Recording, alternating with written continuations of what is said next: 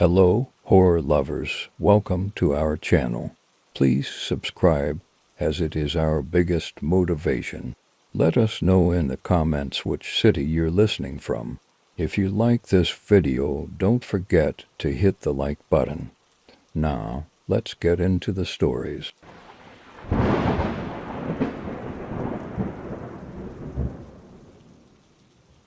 When my friends suggested a weekend getaway to the Stanley Hotel in Estes Park, Colorado, I hesitated. The hotel was famously known as the inspiration for Stephen King's novel The Shining.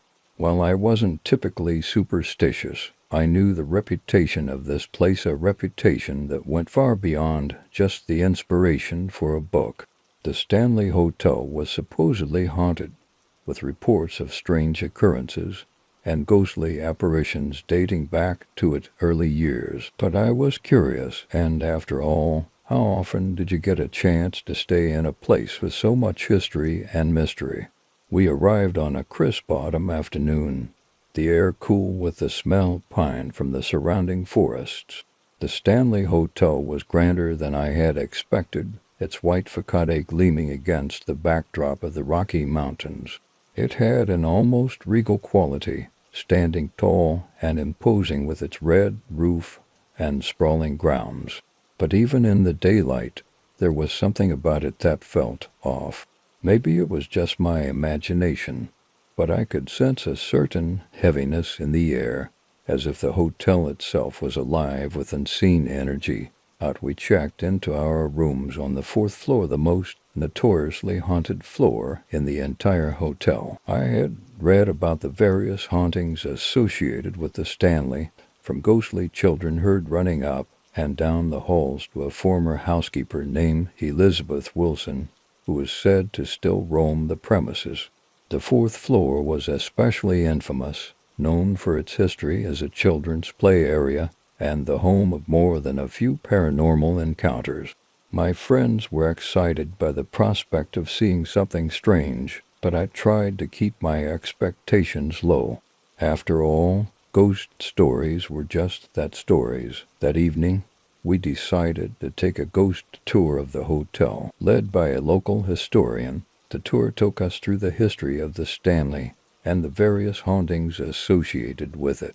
We explored the ballroom, where the spirit of Freeland Oscar Stanley, the hotel's founder, was said to have been spotted on more than one occasion.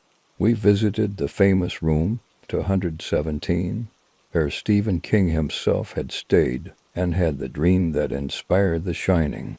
But the low light of the tour came when we reached the fourth floor. As the guide told us stories of the mischievous spirits of children who were said to haunt the hallways, we stood in the dimly lit corridor, listening intently.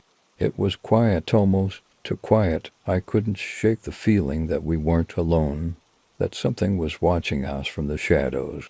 But I tried to brush it off as nerves. The power of suggestion was strong, after all, and it was easy to let your mind play tricks on you in a place like this. After the tour, we returned to our rooms and decided to explore the hotel on our own. It was getting late, and most of the other guests had gone to bed, leaving the halls eerily silent. We wandered through the fourth floor, peeking into empty rooms and trying to stir up some activity.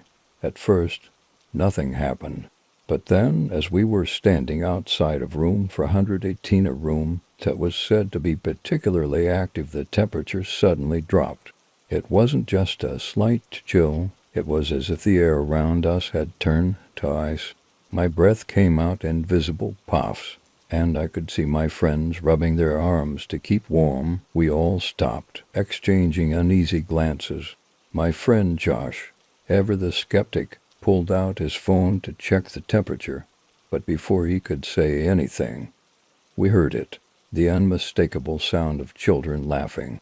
It was faint, almost as if it were coming from down the hall, but there was no mistaking it. The laughter was high-pitched and playful, like the sound of kids having fun. But it wasn't just the sound itself that was disturbing it was the fact that there were no children on our floor. In fact, we hadn't seen any children in the hotel since we'd arrived. I felt a knot of fear form in my stomach as the laughter grew louder, seeming to come closer. We looked around, but the hall was empty. There was no one there. Just as quickly as it had started, the laughter stopped, leaving us standing in a tense, eerie silence. I could feel my heart pounding in my chest, my palms sweaty with fear, but none of us wanted to admit how scared we were. So we laughed it off and decided to head back to our rooms that night. As I lay in bed, I couldn't shake the feeling that something was off. I kept hearing strange noses' footsteps in the hallway, the sound of something scraping against the walls. But every time I got up to check, there was nothing there. At one point I heard the sound of a door creaking open, followed by the unmistakable sensation of someone or something sitting down at the foot of my bed.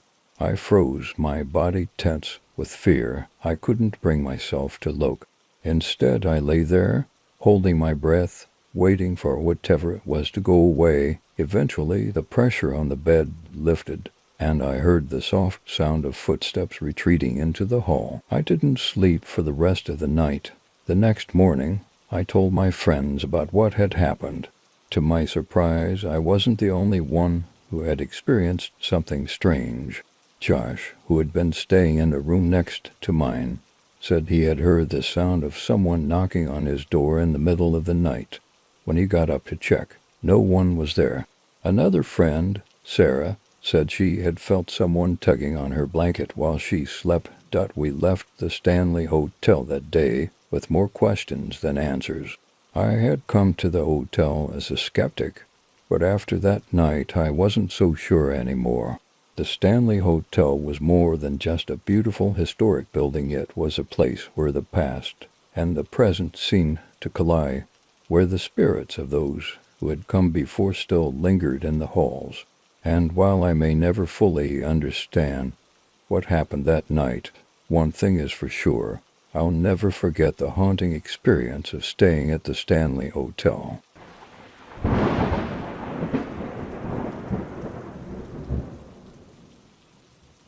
I remember that night as if it were yesterday, though it's been years since the events that shattered my life beyond repair. My name is Jake, and I used to be a skeptic, a man who dismissed anything that couldn't be explained by science.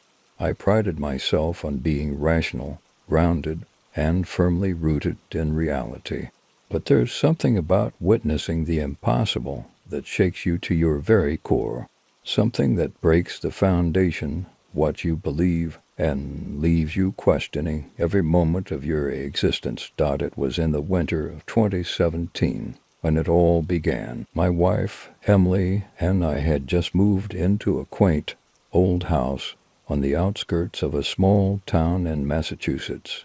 The house was charming in its way, with creaking wooden floors, tall windows, and a stone fireplace that made the entire living room glow with warmth. It was everything we had ever wanted: quiet, secluded, and perfect for starting a family. But there was one thing we didn't know about the house. It had a history, one that the locals knew well but rarely spoke of. A history steeped in darkness, madness, and a curse that spanned generations. From the moment we moved in, I could sense something was off. Emily was pregnant with our first child, and we were excited that there was a tension in the air, a heaviness that clung to the walls like a damp fog. At first, I shrugged it off as stress from the move and the impending arrival of our baby. But then strange things started happening. It began with small incidents. Objects would move on their own, lights would flicker, and we'd hear faint whispers in the dead of night. Emily tried to brush it off, telling me it was just the house settling, but I could see the fear in her eyes.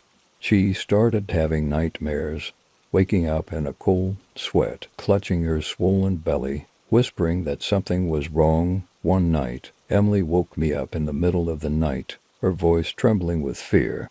She said she felt a presence in the room, something dark and malevolent.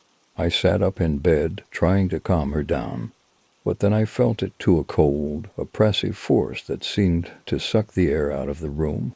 I couldn't see anything, but I knew something was there, watching us, feeding off our fear.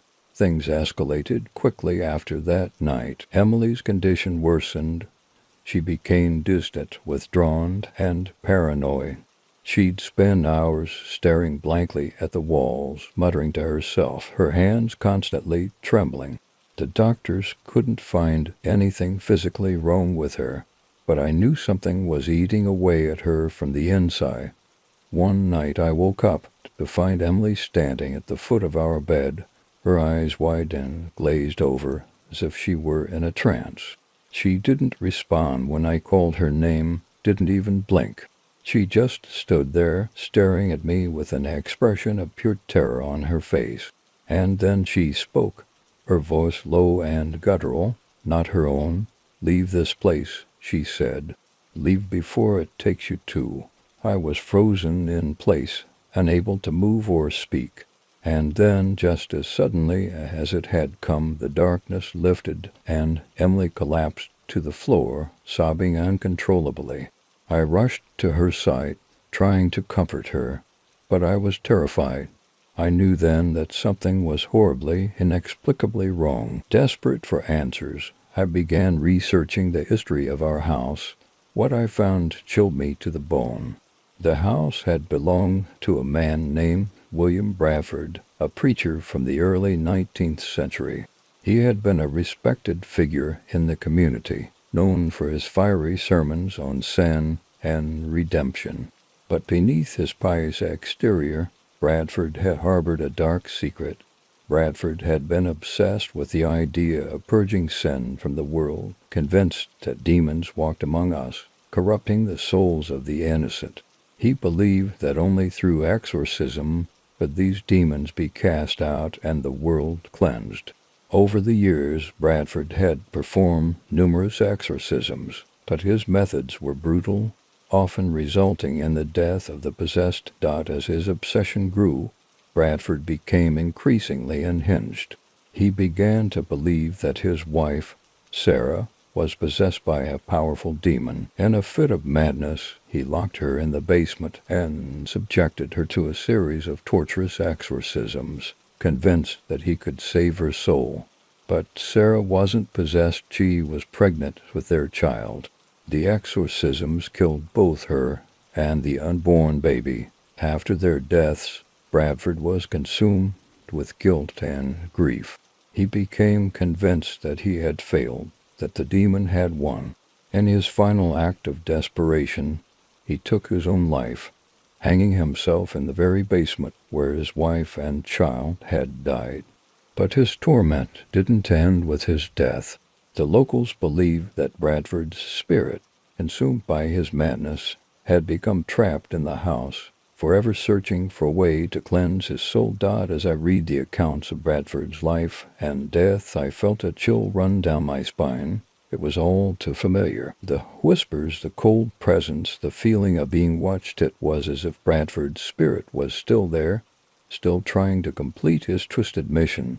I knew I had to get Emily out of that house, but by then it was too late. The darkness had taken hold of her, and she was slipping away. She became more and more erratic, her behavior growing increasingly violent. She'd lash out at me, screaming that I was trying to kill her, that I was the demon. I didn't recognize her anymore. She was a shell of the woman I had married. One night I came home to find Emily in the basement, standing in the same spot where Bradford had died. She was holding a knife, her eyes wild with fear and madness. She turned to me, her voice trembling as she whispered, "It's inside me, Jake. It's going to take our baby." I tried to approach her, to calm her down, but she raised the knife, pointing it at her belly. "I have to stop it," she said, tears streaming down her face. "I have to save our baby." In that moment, I knew I had lost her. The woman I loved was gone. consumed by the darkness that had haunted that house for over a century. I pleaded with her, begged her to let me help, but it was no use. With a final, desperate cry, Emily plunged the knife into her belly. Time seemed to slow as I watched her collapse to the floor, blood pooling around her. I rushed to her side, trying to stop the bleeding, but it was too late. She was gone, and with her, our baby. In the days that followed, I was a broken man. The house was quiet, the darkness lifted, but the damage had been done. I left that place and never looked back, but the memories still haunt me. I can still hear Emily's voice, feel her presence, and I know that the darkness never truly left me. I spent years trying to make sense of what happened, trying to find some semblance of peace. But how do you find peace when you've seen the impossible? When you've felt the cold hand of something beyond this world reach out and tear apart everything you hold dear? I don't expect anyone to believe my story. I wouldn't have believed it myself if I hadn't lived through it. But I know what I saw, what I felt, and I know that there's something out there, something dark and malevolent that we can't understand, and it's still out there, waiting, watching, feeding off the fear and despair of those it touches. So if you ever find yourself in an old, creaky house, and you feel a cold presence, hear whispers in the dark, leave. Don't question it, don't try to explain it, just leave. Because once it has its claws in you, it won't let go until it has taken everything. And by then, it will be too late.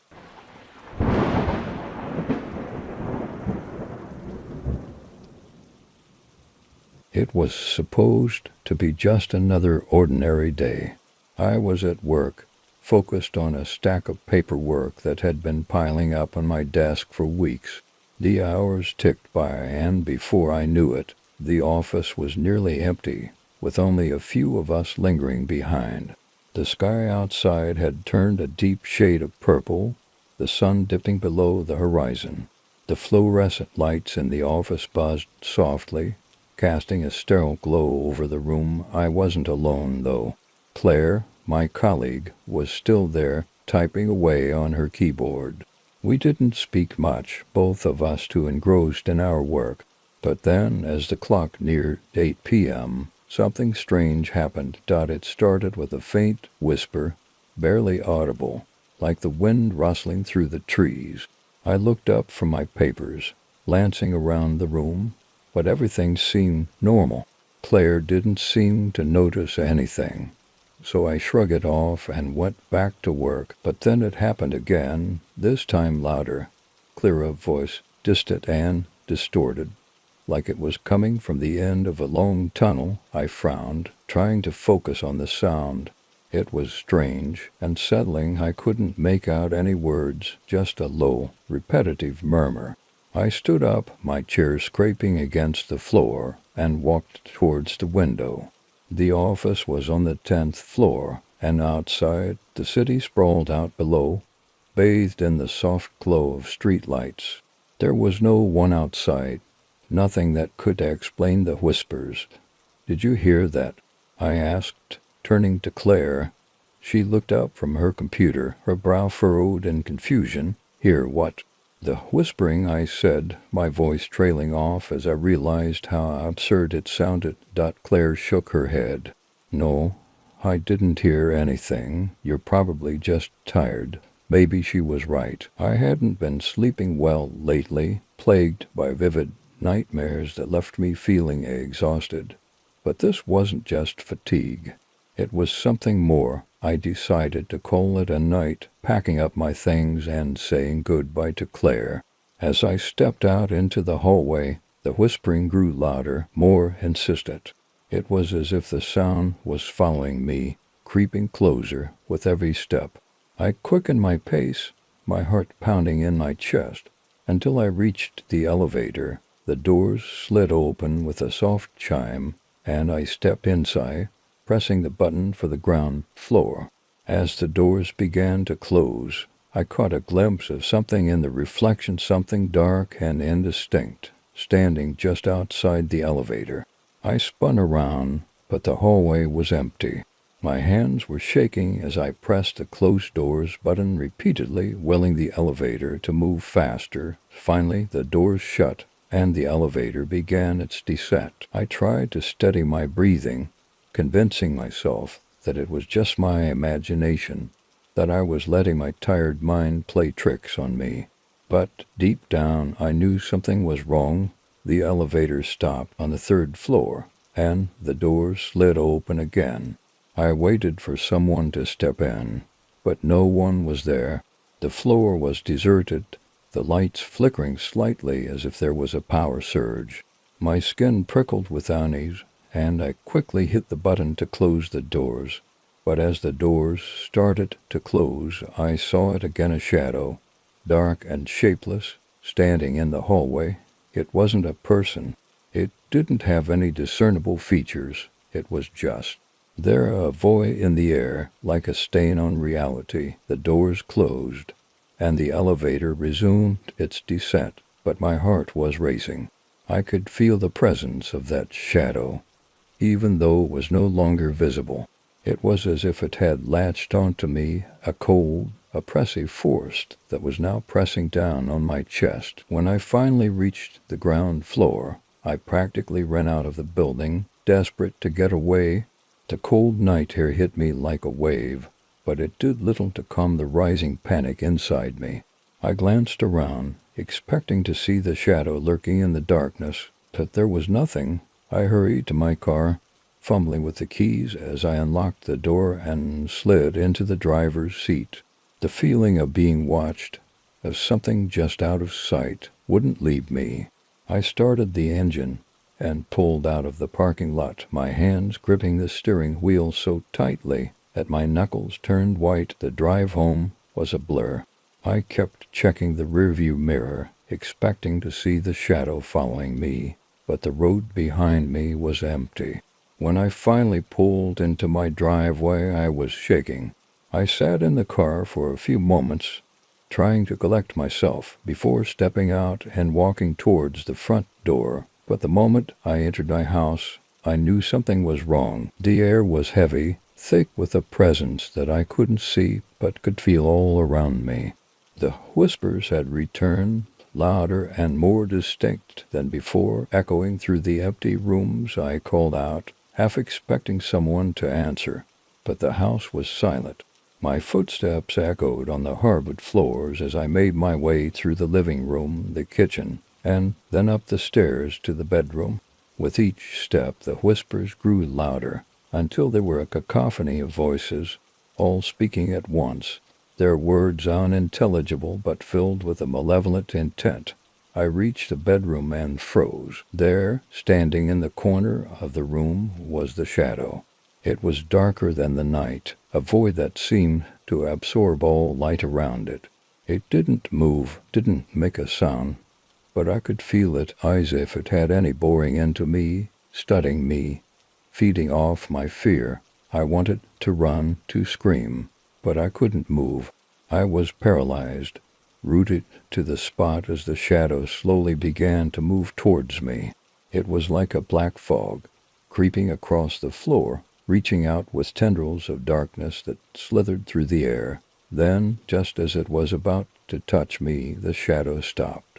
The whispers grew to a deafening roar, and I collapsed to the floor, clutching my head in agony. And then, as suddenly as it had begun, the noise stopped. The room was silent, the shadow gone. I lay there for what felt like hours, too afraid to move, to breathe. When I finally mustered the courage to get up, the house was quiet, almost peaceful. But I knew better. I knew that the shadow wasn't gone, not really.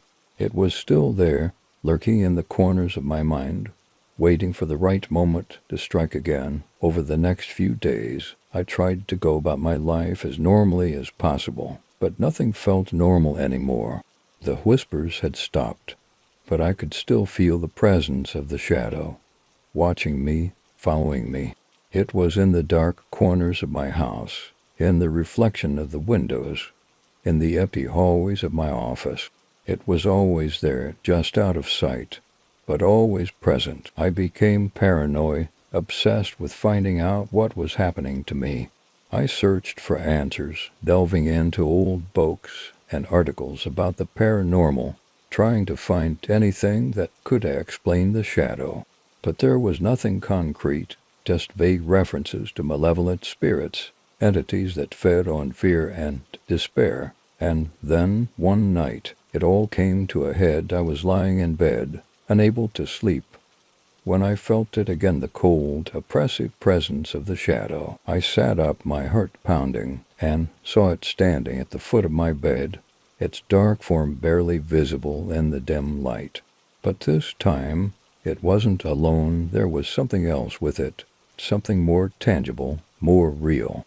A figure standing beside the shadow, shrouded in darkness, but unmistakably human.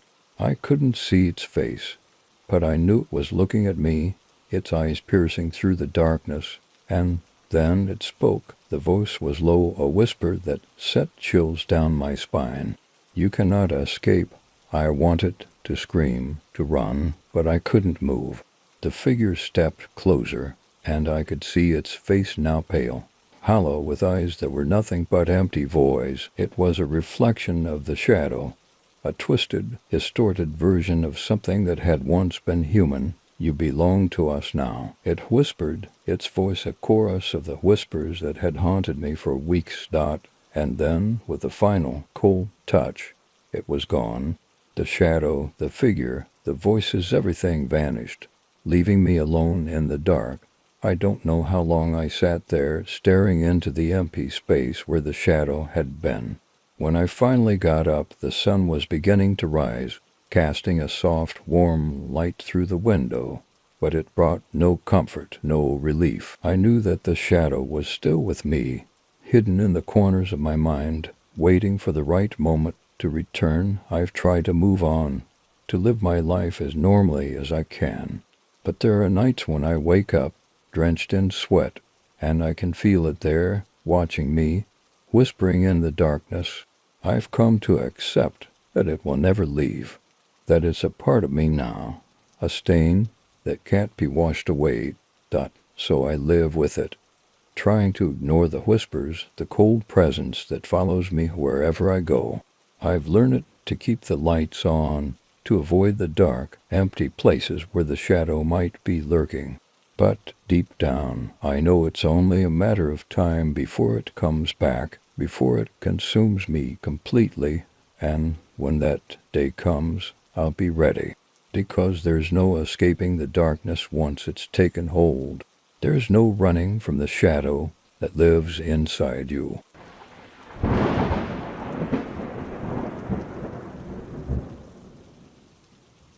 I'd always known that the town of Silence Creek had its secrets. The name itself was an ominous whisper, a reminder of the unsettling quiet that enveloped the small, isolated community. I never imagined that my visit would turn into a nightmare. I would never forget a nightmare rooted in possession. It all started when I inherited my great-aunt's old farmhouse. She had lived in Silence Creek her entire life, a reclusive woman who had never married and rarely ventured beyond the town's borders. I hadn't seen her since I was a child, but when I was named as the sole heir and her will, I decided to take a week off from work and drive up to see the place for myself. The journey was long, winding through dense forests and over narrow bridges that crossed murky, slow-moving creeks. The trees grew taller and closer together the further I drove, their branches knitting together overhead, blocking out the sun. By the time I reached Silence Creek, it was late afternoon, and the shadows had grown long and twisted, stretching across the cracked asphalt roads. The town was even smaller than I had imagined, just a handful of buildings clustered around a single street. Most of the houses were old, their paint peeling, and their windows dark. There was a small general store, a diner with a flickering neon sign, and a church with a steeple that towered over everything else. I found the farmhouse at the end of a dirt road, set back from the main street. It was an imposing structure, larger than I had expected, with 2 stories and a wraparound porch that creaked under the weight of years. The windows were all shuttered, and the air round the place felt heavy, oppressive, as if the house itself was waiting for something. I parked the car and walked up to the front door, my footsteps echoing in the stillness. There was no sound, not even the chirping of birds or the rustling of leaves. The silence was unnerving, and as I unlocked the door and stepped inside, I couldn't shake the feeling that I was being watched. The interior was just as old and dusty as I had expected, with antique furniture covered in sheets and cobwebs draped across the corners of the ceiling. The air was stale, thick with the scent of mildew and something else, something I couldn't quite place, but that made my skin crawl. I spent the first few hours exploring the house, opening windows to let in the fresh air and trying to shake off the feeling of unease that had settled over me. I found my great-aunt's bedroom at the end of a long hallway on the 2nd floor.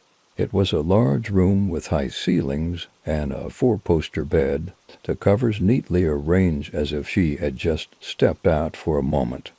On the bedside table, I found a journal. The pages were yellowed with age, the ink faded, but it was still legible. I started reading, and the further I got, the more I realized that my great-aunt had been deeply troubled in her final years. The journal spoke of strange occurrences in the house, objects moving on their own, doors opening and closing without explanation, and shadows that seemed to have a life of their own. But what disturbed me the most were her descriptions of the presence she felt, an entity that she believed was watching her, following her every move. She wrote about how it started as just a feeling, a cold shiver down her spine, but over time it became more tangible. She would wake up in the middle of the night to find the room freezing cold, her breath visible in the air, even in the height of summer.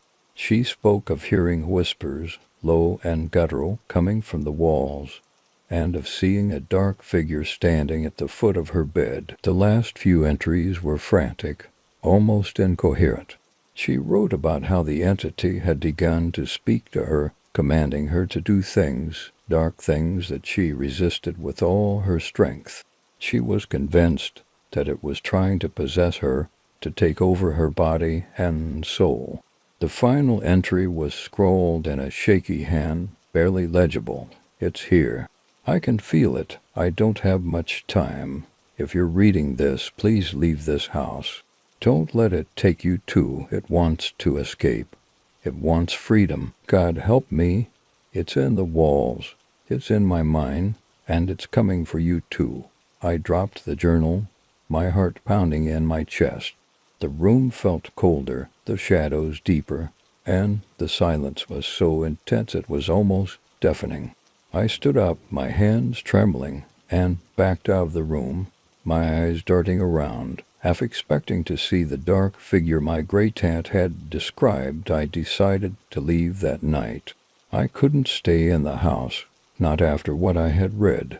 But as I turned to go downstairs, I heard a low, rumbling growl coming from somewhere deep within the house. It was a sound that no human or animal could make, a sound that seemed to resonate with something primal inside me, something that triggered an overwhelming sense of fear. I froze, my breath caught in my throat as the growl grew louder, closer.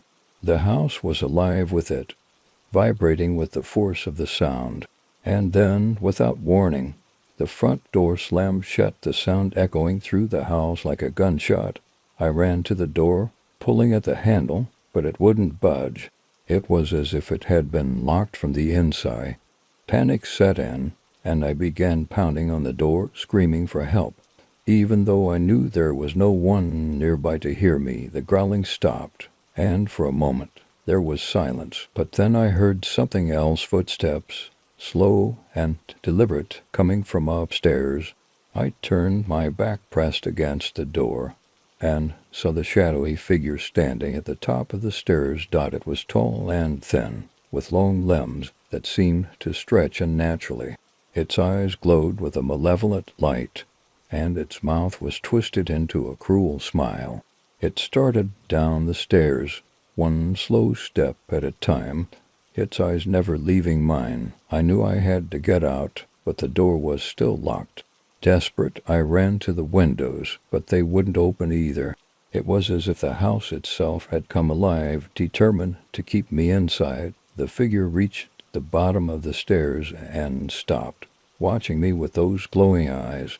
I could feel its presence, cold and oppressive, pressing down on me, making it hard to breathe. And then it spoke. Its voice was low, a guttural rasp that sent chills down my spine. "You can't leave," it said. "This is my home. You belong to me now." I backed away, my heart racing, trying to find a way out, but there was nowhere to go. The walls seemed to close in around me, the air growing thick and suffocating. The figure stepped closer, its smile widening. "Your great aunt tried to resist," it said, "but in the end, she was mine. Just like you will be." I felt a cold hand on my shoulder, and I screamed, trying to pull away, but it held me in place. Its grip like iron. The room spun, and I felt myself falling, the world going dark. When I woke up, I was lying on the floor in the living room. The house was quiet again, the oppressive presence gone, but I knew it wasn't really gone. It was inside me now, just as it had been inside my great dash at dot. I left Silence Creek that day, driving as fast as I could, not stopping until I was miles away. But no matter how far I go, I can still feel it, lurking in the corners of my mind, waiting for the moment when I am weak, when I let my guard down. I've tried everything to rid myself of it: prayer, rituals, even therapy, but nothing works. The entity is a part of me now, and I know that one day it will take over completely, just as it did with my great dash at dot. And when that day comes, I'll be lost, just another soul trapped in Silence Creek, waiting for the next victim to come along.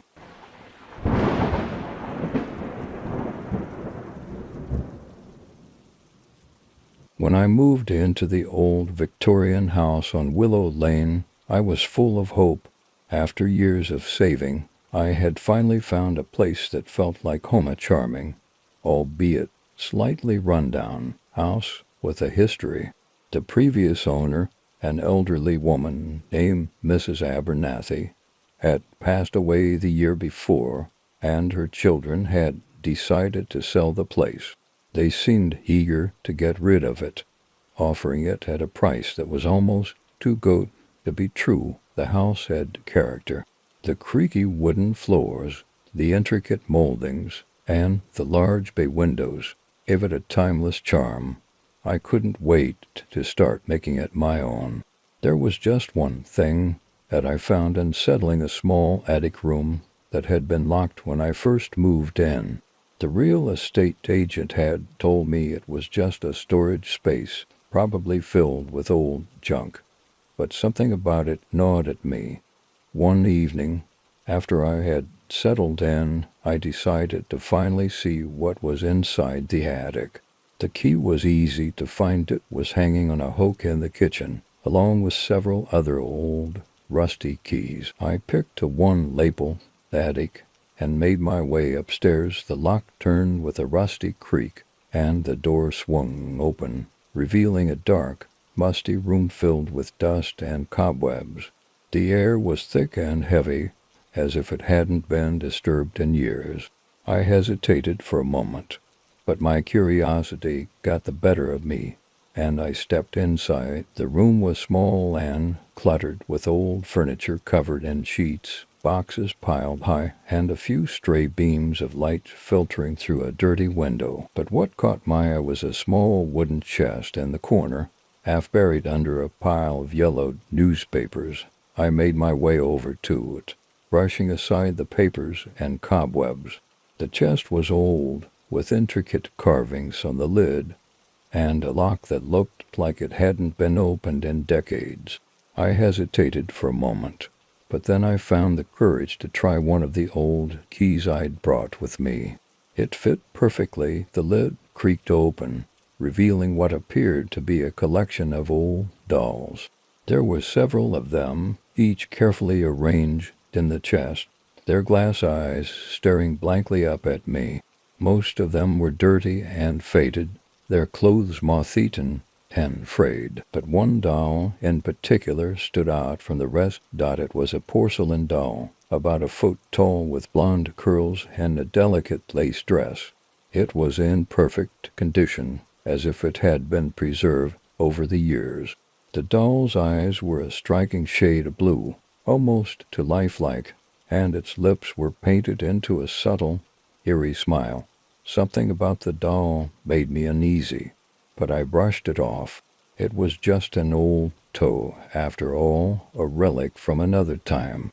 I decided to take it downstairs and give it a proper place in the house. It seemed a shame to leave it hidden away in the attic. Over the next few days, strange things began to happen. At first, it was small, easily dismissed as coincidences. I would hear faint footsteps at night, the sound of something small moving across the wooden floors. I chalked it up to the house settling, or perhaps a mouse, but then the incidents became more unsettling. I would wake up to find the doll in different places around the house. Even though I was sure I had left it on the shelf in the living room, I would come home from work to find the doll sitting on the kitchen table or lying on my bed. The eerie smile on its face seemed to grow wider each time I saw it. One night I woke up to the sound of whispering. At first I thought it was the wind, but then I realized the sound was coming from inside the house. I sat up in bed, my heart pounding, and listened. The whispers were soft, barely audible, but they were definitely there. A chorus of voices speaking in a language I couldn't understand. I got out of bed, my hands trembling, and followed the sound. It led me downstairs to the living room, where I found the doll sitting in the middle of the floor, its eyes staring straight at me. The whispering stopped the moment I entered the room, and the silence that followed was so intense it felt like the air had been sucked out of the room. I stared at the doll, my mind racing. I knew something was wrong. This was no ordinary toy. There was something dark, something malevolent about it, but I couldn't bring myself to throw it away. It was as if the doll had some kind of hold on me, a grip that I couldn't break free from. The next morning, I woke up with bruises on my arms and legs, as if I had been grabbed and held down in my sleep. The marks were dark, almost black, and they ached as if they had been there for days.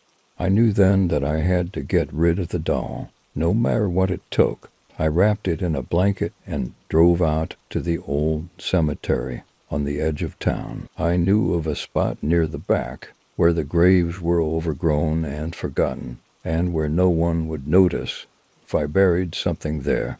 The drive was long and filled with a growing sense of dread, as if the doll knew what I was planning and was trying to stop me. When I reached the cemetery, the sky had darkened, heavy clouds rolling in. I grabbed a shovel from the trunk and made my way to the spot I had in mind. The ground was hard and cold, but I dug as quickly as I could, my hands shaking, sweat pouring down my face despite the chill in the air. Finally, the hole was deep enough. I unwrapped the doll and dropped it in, watching as it tumbled to the bottom. Its eyes seemed to follow me, even as I began to fill in the hole, the dirt covering its delicate face. Its painted smile died as soon as the last bit of earth was in place. I felt a wave of relief wash over me. I stood there for a moment, catching my breath before turning to leave. But as I walked away, I heard a soft, childlike giggle coming from the grave. I froze, my blood running cold, but I didn't dare turn around. I kept walking, faster and faster, until I was practically running back to my car. The giggling continued, growing louder, more sinister, until it echoed in my ears like a chorus of twisted laughter. I didn't stop driving until I was back home, locking every door and window behind me. I tried to convince myself that it was over, that I was finally free of the doll and whatever curse it carried. But deep down I knew better. The nightmares started that very night. I would dream of the doll, clawing its way out of the grave, its glass eyes glowing in the darkness, its smile widening into something monstrous. I would wake up in a cold sweat, the sound of its laughter still ringing in my ears. Days turned into weeks, and the dreams only got worse. I started seeing the doll everywhere, at the grocery store, in the reflection of my bathroom mirror, standing at the foot of my bed. Each time it would be gone in the blink of an eye, leaving me questioning my sanity. And then, one night I woke up to find it sitting on my chest, its tiny hands wrapped around my throat, its eyes burning with a cold, malevolent light. I couldn't move, couldn't scream. All I could do was stare into those soulless eyes as the pressure on my throat increased, my vision fading just as I thought it was going to kill me. The doll whispered something in my ear, a single word that sent a shiver down my spine. Mine. I blacked out, and when I came to, the doll was gone, but the bruises on my throat were real, and the terror that had taken root in my heart was undeniable. I knew then that there was no escaping it. The doll was cursed, possessed by something ancient and evil, and it had chosen me as its new plaything.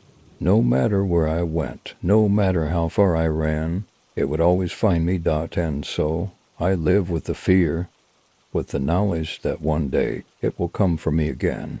I can feel its presence, lurking in the shadows, waiting for the right moment to strike. And when that moment comes, I know I won't be able to stop it.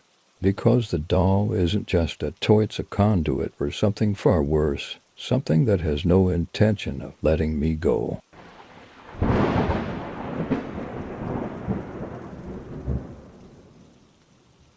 There's a stretch of forest behind my childhood home that everyone in town knows to avoid.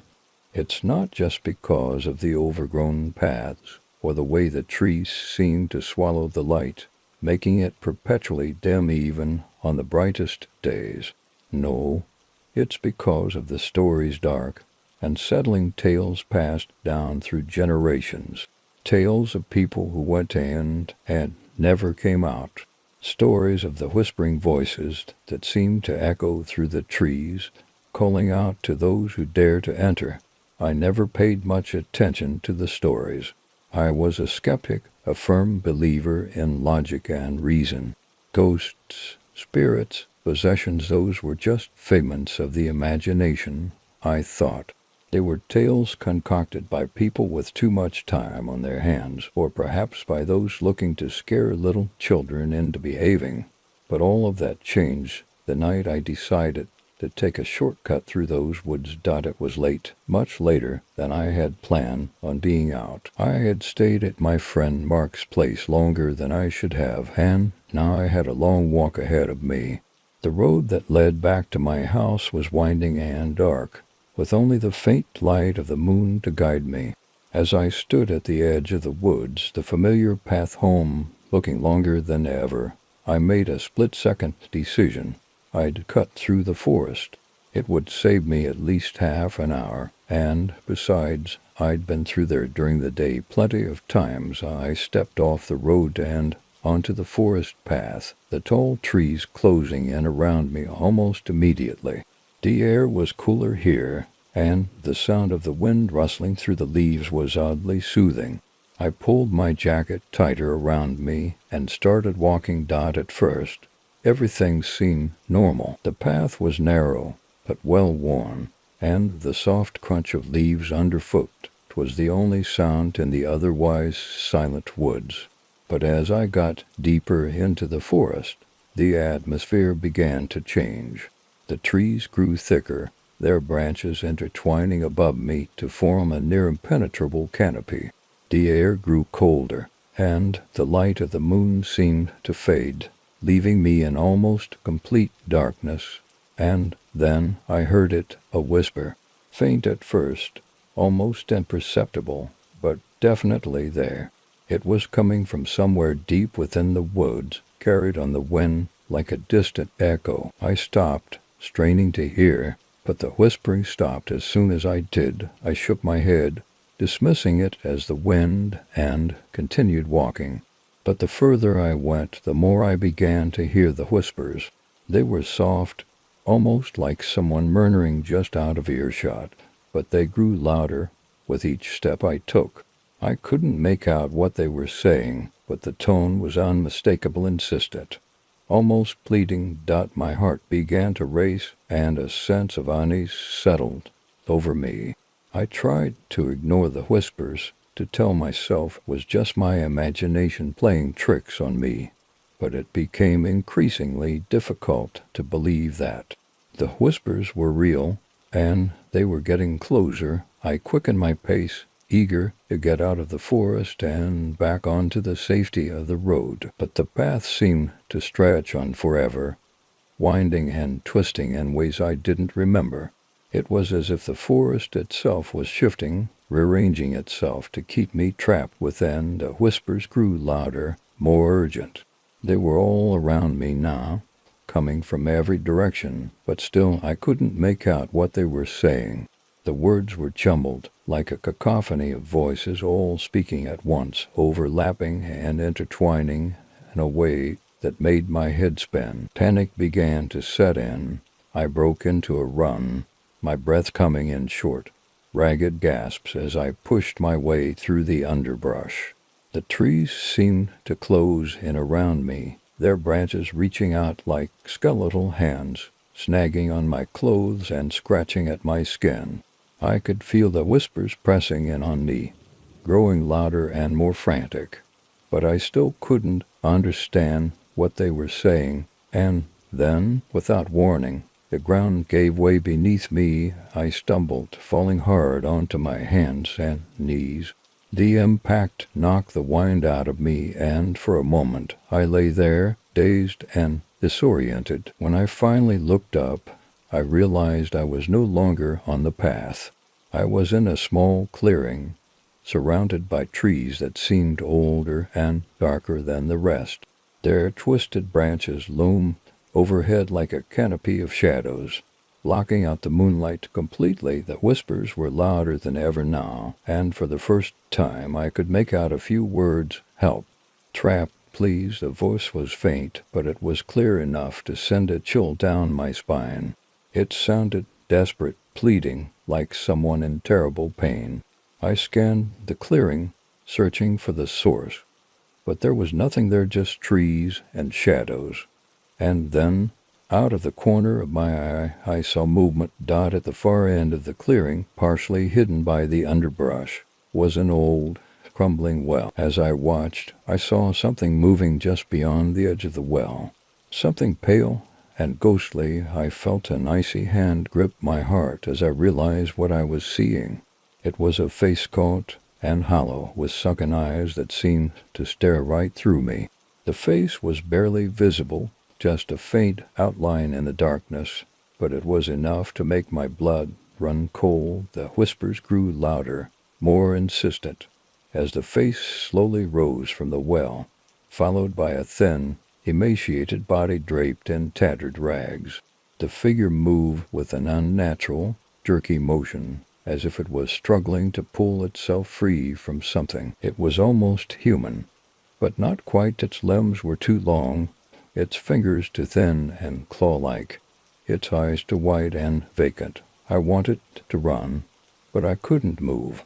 I was rooted to the spot, paralyzed by fear as the figure slowly made its way towards me. The whispers were deafening now, filling my head with a cacophony of voices, all screaming the same word over and over. Help!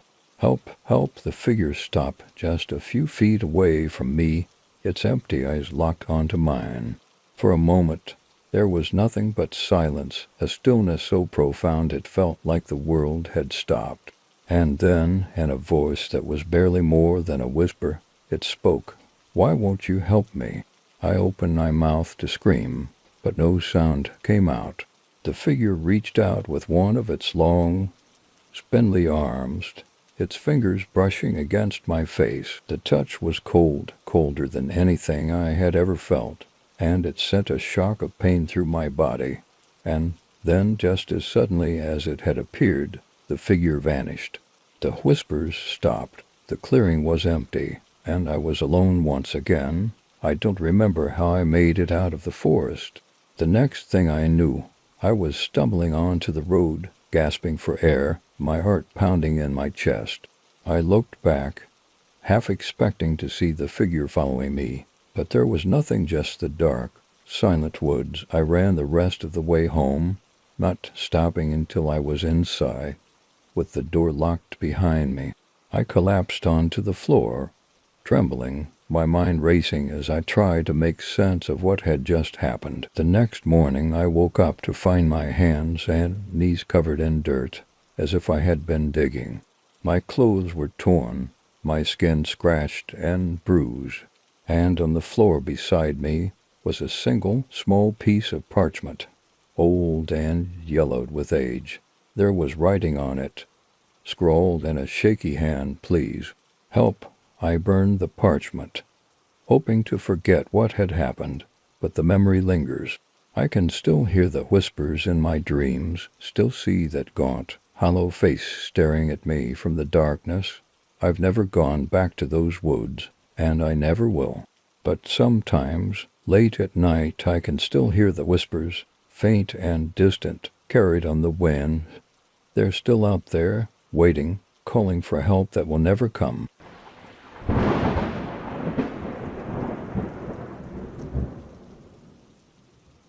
I never believed in possessions or haunted objects.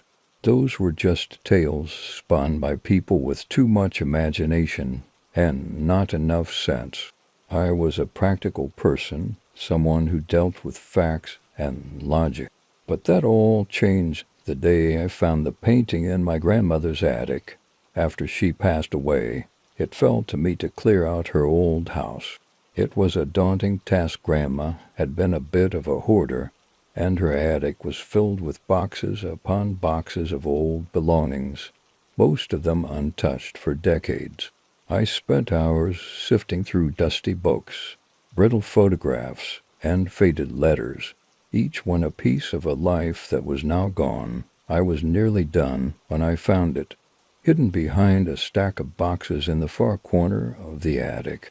At first I thought it was just another forgotten relic, a painting that had been left to gather dust like everything else.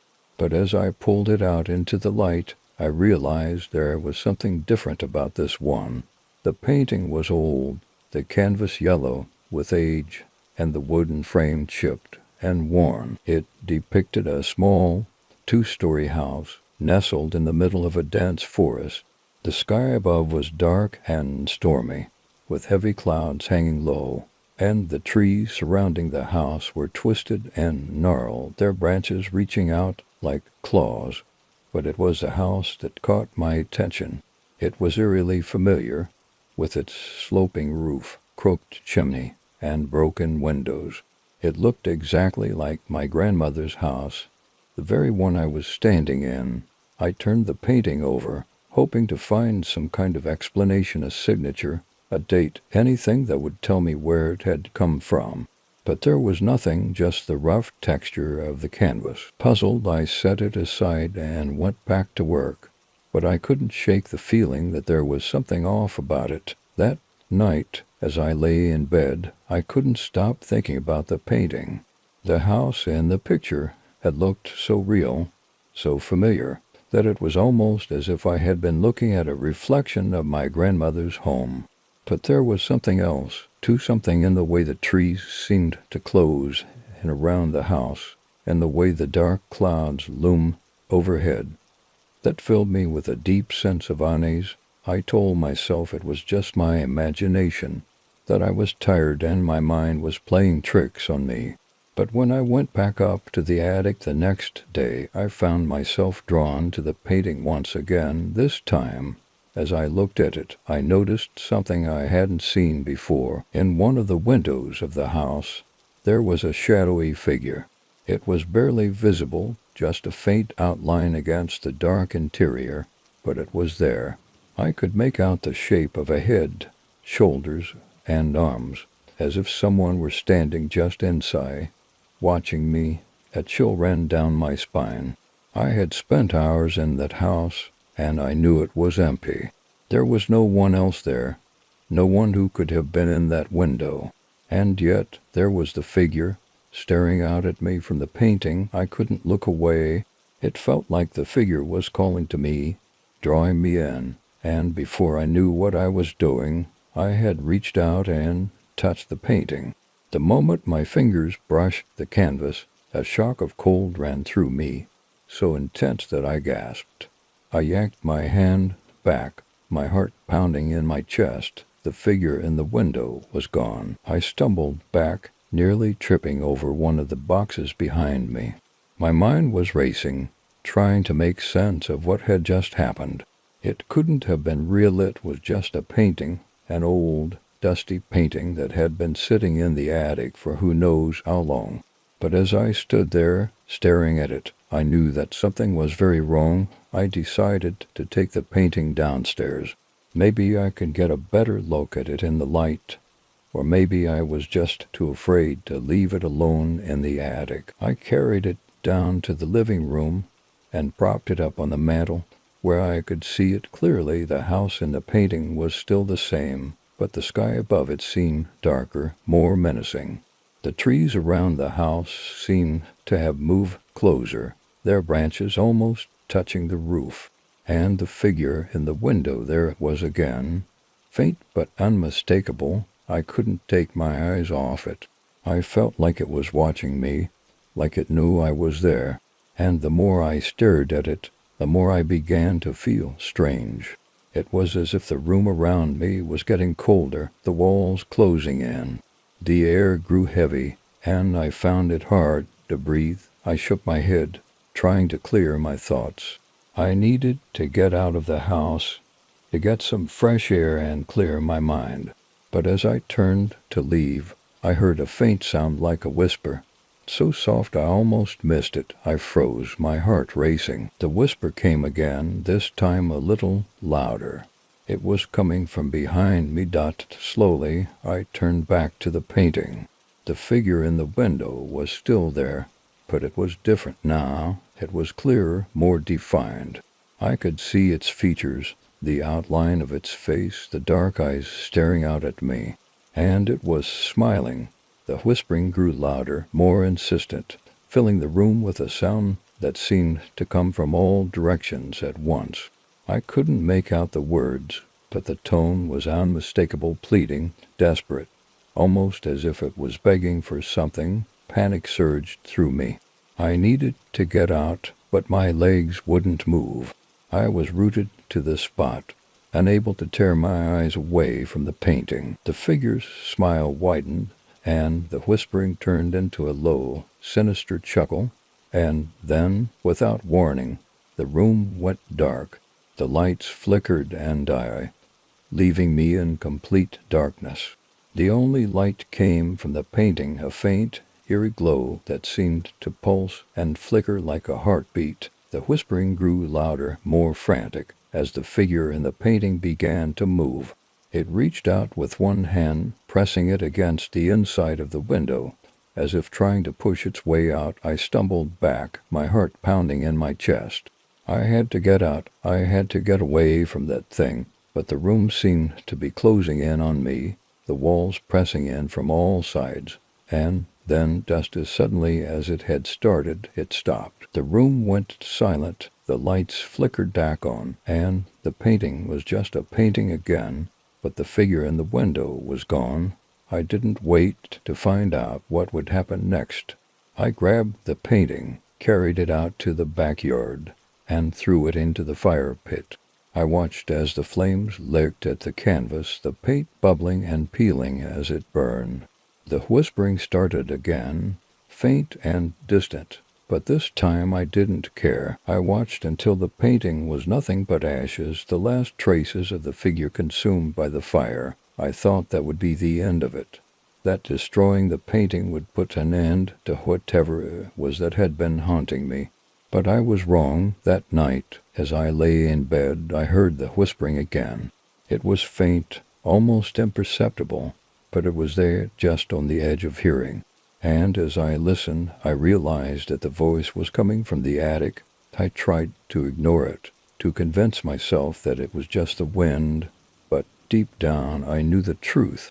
The figure in the painting was still there, still watching, still waiting, and no matter what I did, it would never let me go.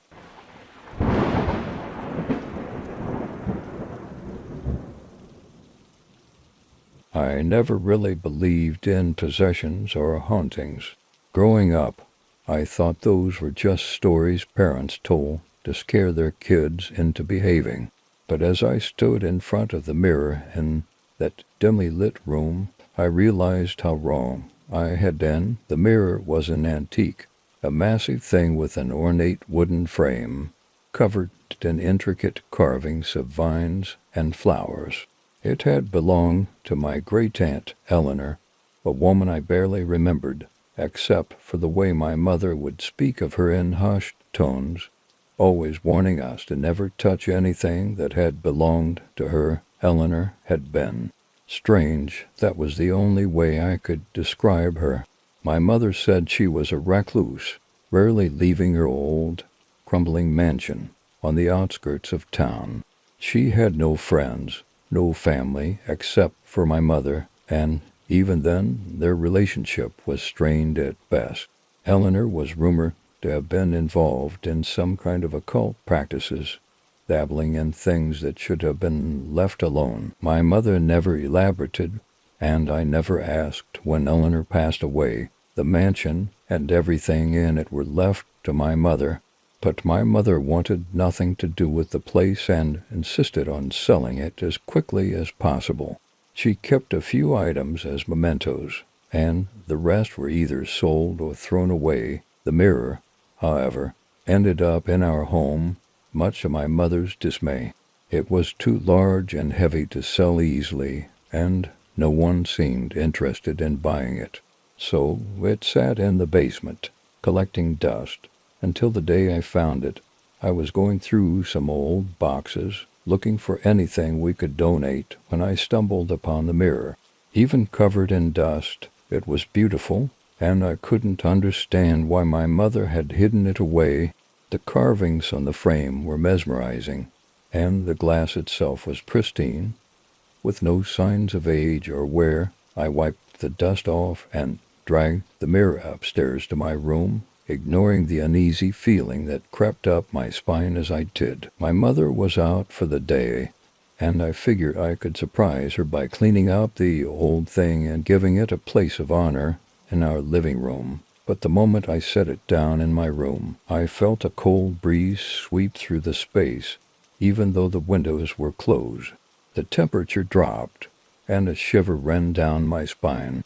I tried to shake it off as I stepped back to admire the mirror, but the unease only grew stronger. In the dim light of my room, the reflection in the mirror seemed almost off. I couldn't put my finger on it, but something about it made my skin crawl. It was as if the reflection was slightly delayed, just a fraction of a second behind my movements. I blinked and stepped closer, peering into the glass, and that's when I saw it. There, in the reflection, was a figure standing just behind me. It was barely visible, a dark silhouette that seemed to blend into the shadows of my room. I spun around, but there was nothing there. My heart raced as I looked back at the mirror.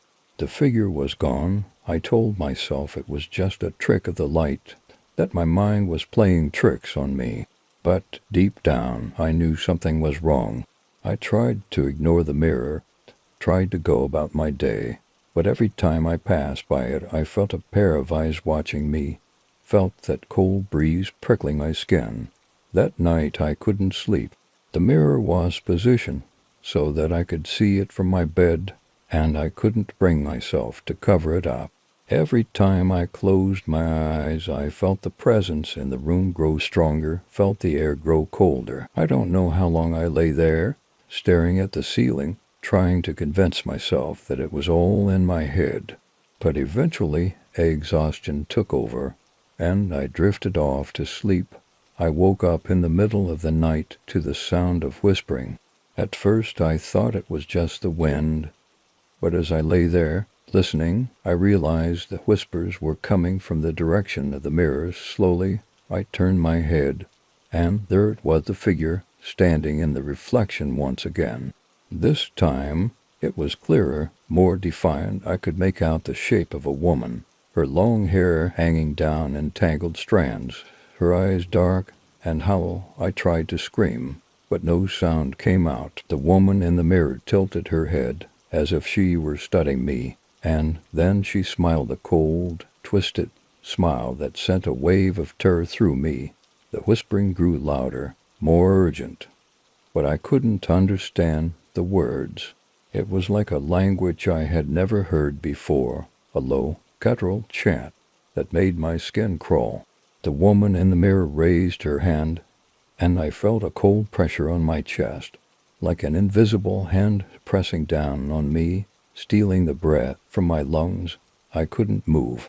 I couldn't breathe. The woman's smile widened, and I knew, deep down, that she was trying to take something from me, my life, my soul. I didn't know. All I knew was that I had to get away, had to break free. With every ounce of strength I had left, I forced myself to move. I rolled out of bed and hit the floor hard, gasping for air. The pressure on my chest lifted, but the whispering continued, growing louder, more frantic.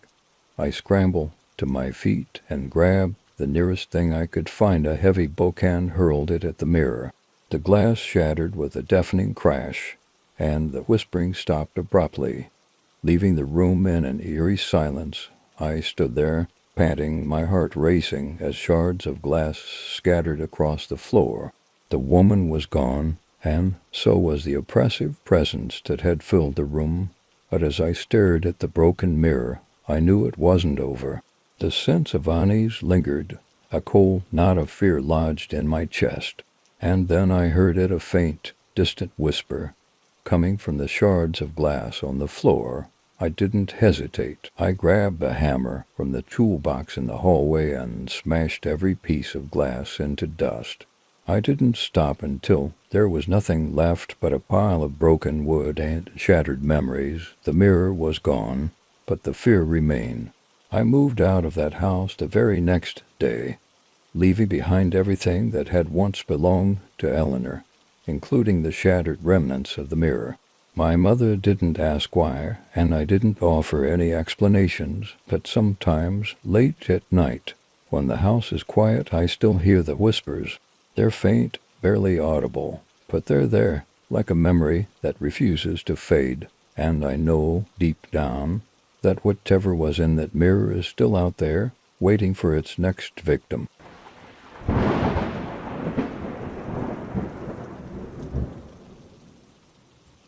There are times when you feel something, even though you can't see it, an intuition, an inexplicable sense of being watched.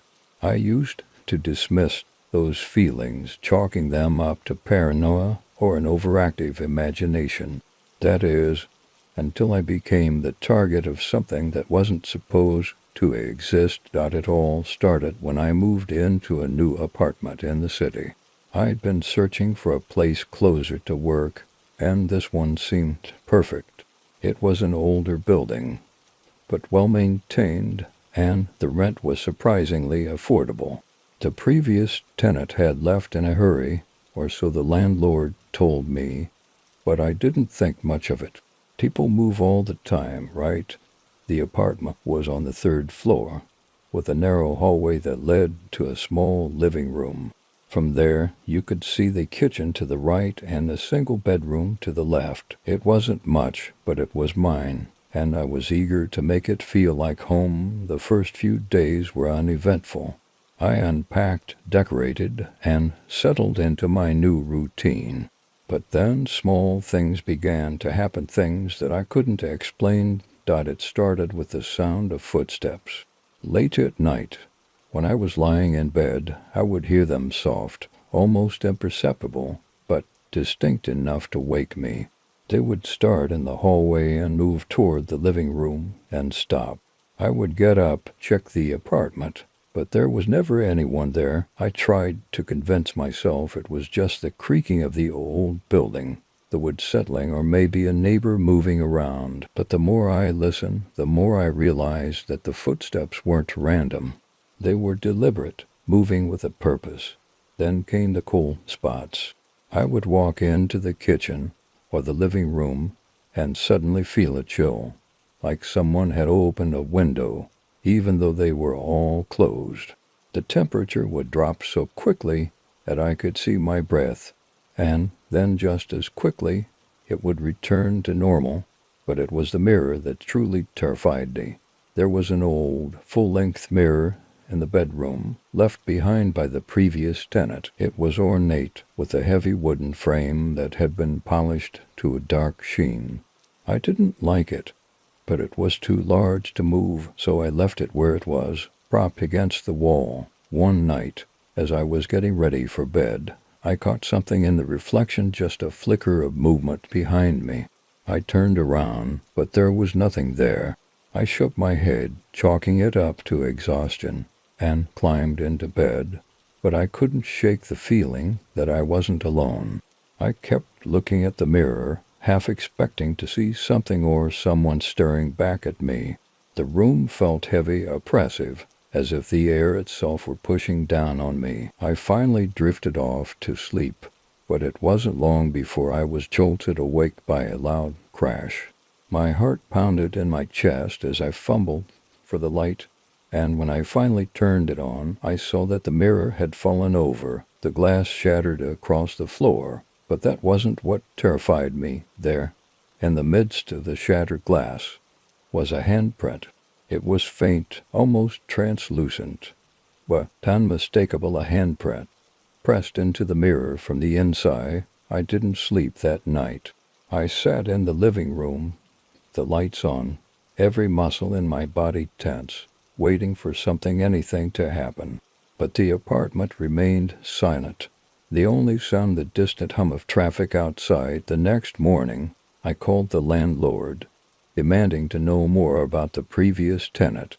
He was reluctant to talk, but after some coaxing, he finally admitted that the last tenant had moved out after claiming the apartment was haunted. They had experienced strange occurrences, much like the ones I was now dealing with, and had left in a hurry, refusing to come back. I should have left then and there. But I didn't. I couldn't afford to move again, and besides, a part of me didn't believe it. Ghosts weren't real. This was just some weird coincidence, maybe the result of stress or exhaustion. I could handle it. That night, as I lay in bed, I kept the lights on. I couldn't bring myself to turn them off, not after what had happened with the mirror, but the light didn't make me feel any safer. If anything, it only made the shadows seem darker, the corners of the room more ominous. I tried to stay awake, but exhaustion eventually won out, and I drifted off to sleep. I don't know how long I slept, but when I woke up, it was to the feeling of something cold brushing against my face. I bolted upright, my heart racing. The room was silent, but I knew I wasn't alone. The air was thick with the scent of decay, a rancid, musty odor that made my stomach churn, and then I saw it. Standing at the foot of my bed was a figure, a tall, gaunt silhouette, with dark, hollow eyes that seemed to bore into my soul. It was translucent, like a shadow given form, its body flickering like a flame in the wind, and it was staring at me. I couldn't move, I couldn't scream. All I could do was watch as it slowly, deliberately, moved closer. Its cold, bony fingers reached out, brushing against my arm, and I felt an icy chill shoot through my body. The figure leaned in, its breath hot against my skin, and whispered something in a language I couldn't understand. The words were harsh, guttural, filled with malice, and they sent a wave of terror through me. And then, just as suddenly as it had appeared, it was gone. I didn't sleep for the rest of the night. I sat on the edge of my bed, every nerve on edge, waiting for it to return, but it didn't. The room remained silent, the shadows still. The next morning, I packed up what little I had and left the apartment. I didn't care about the lease or the rent. I just wanted to get as far away from that place as possible. I never looked back. I found a new place to live, a small, unassuming apartment on the other side of town. It wasn't much, but it was quiet, and that was all I cared about. But even now, months later, I can't shake the feeling that something followed me. Sometimes, late at night, I'll catch a glimpse of a shadow in the corner of my eye or feel a cold breeze brush against my skin, and I'll remember that figure standing at the foot of my bed, whispering in the dark. I don't know what it wanted or why it chose me. All I know is that I'll never forget those cold, hollow eyes or the feeling of those bony fingers brushing against my skin, and I know deep down that it's still out there waiting.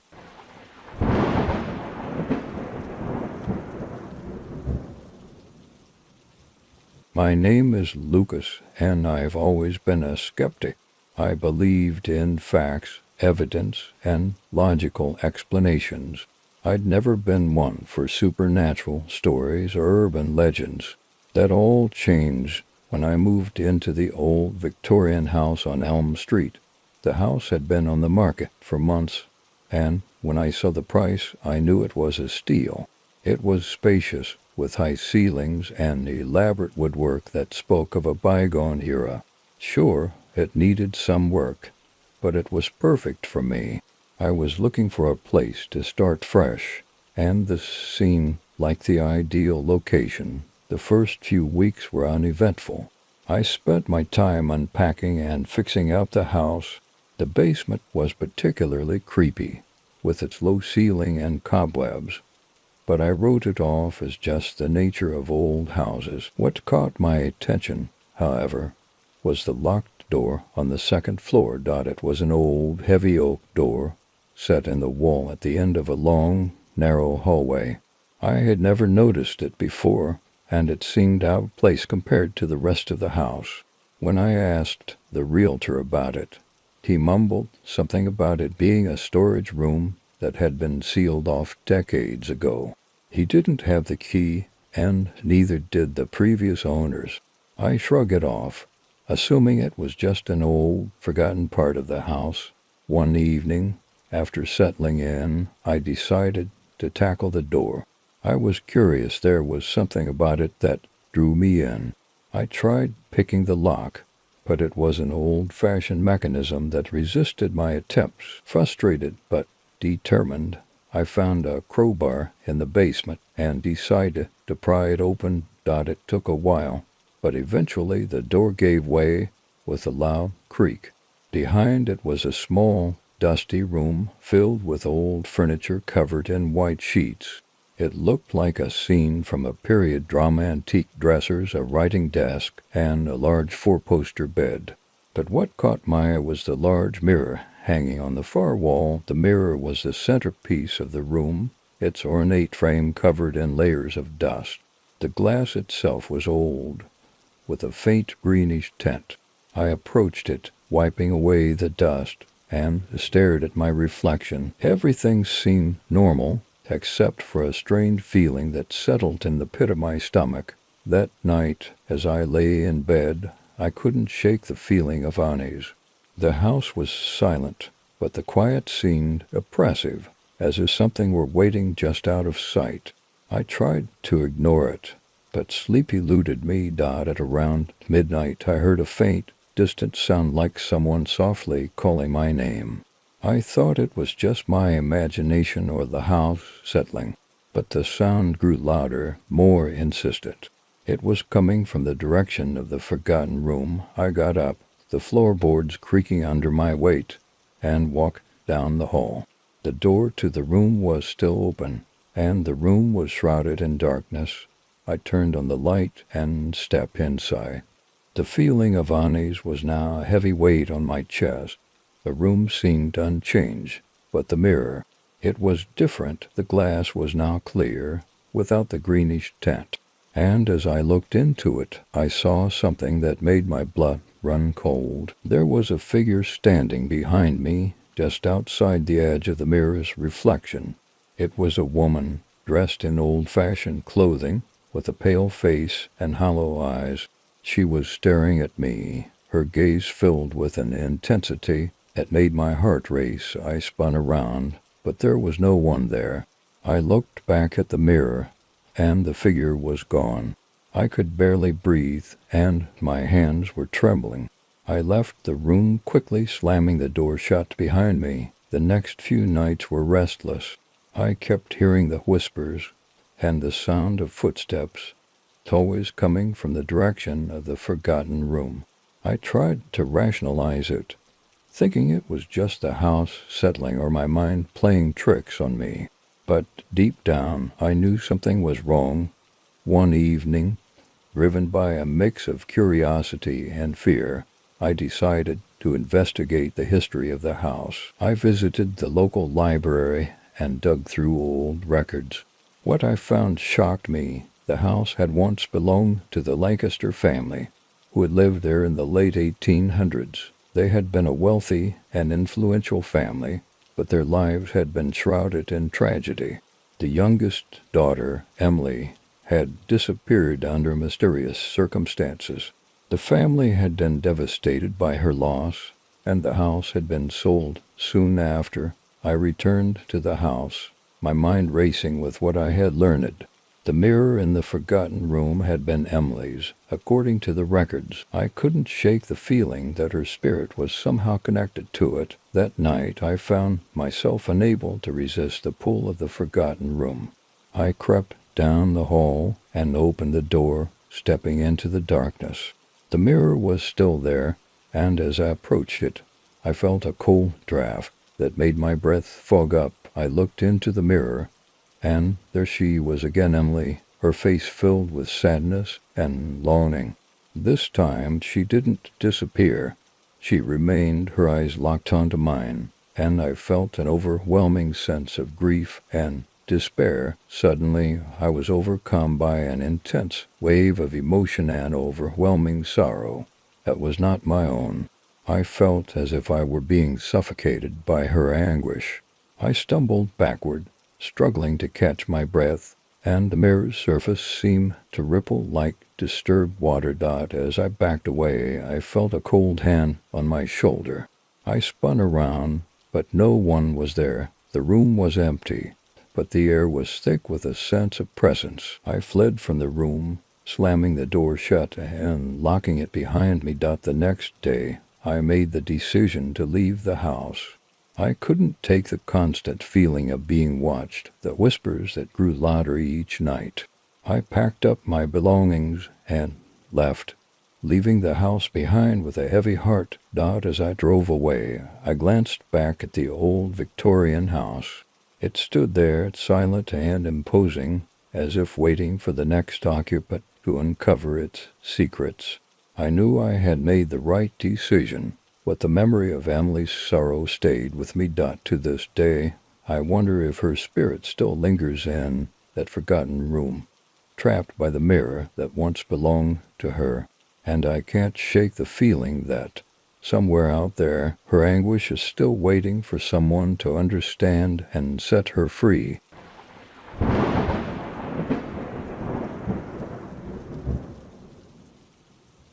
I've always been a practical person, someone who scoffs the idea of curses and haunted objects. That is, until I inherited a doll from my grandmother. The doll was an old porcelain figure, dressed in a Victorian-style gown. It had been in my grandmother's collection for as long as I could remember. She had always claimed it was a family heirloom, passed down through generations. When she passed away, the doll was one of the few things she left me. I wasn't particularly interested in it, but I felt a sentimental attachment. It sat in my living room, displayed on a shelf, a quiet reminder of my grandmother. The doll's eyes seemed to follow you as you moved around the room, but I dismissed it as a trick of the light or my imagination. Things started to change after I brought the doll home. At first, it was subtle things getting misplaced, strange sounds at night. I chalked it up to stress or the quirks of an old house. But then the occurrences grew more unsettling. One evening, while working late in my study, I heard a soft giggle coming from the living room. It was a child's laugh, faint and haunting. I went to investigate, but found nothing out of place.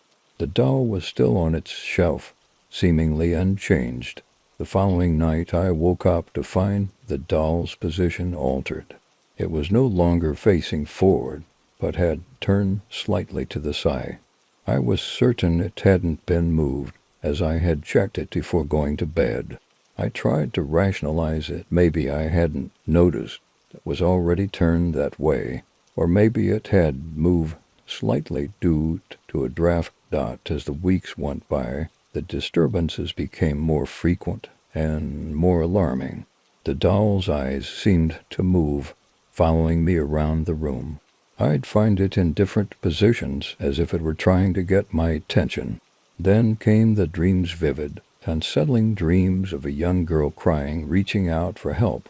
One night, after another unsettling dream, I woke up to the sound of footsteps in the hallway. I got out of bed and went to check, but found nothing.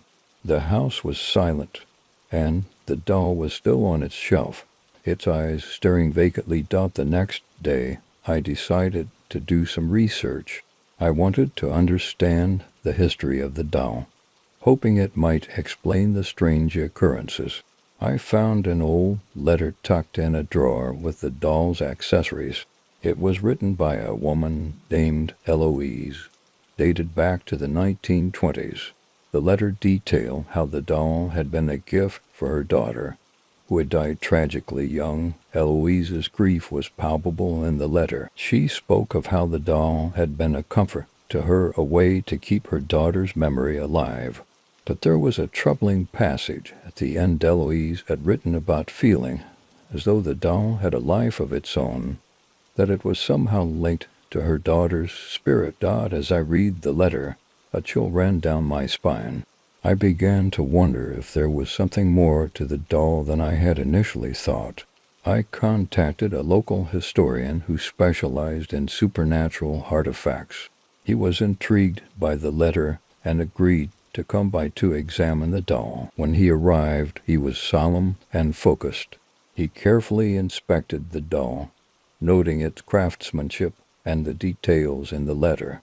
He then conducted a ritual to cleanse the doll of any lingering energies or spirits. The process involved burning sage and chanting, creating an atmosphere of intense concentration and reverence. The ritual seemed to work, at least temporarily. The doll remained in place, and the disturbances lessened for a while.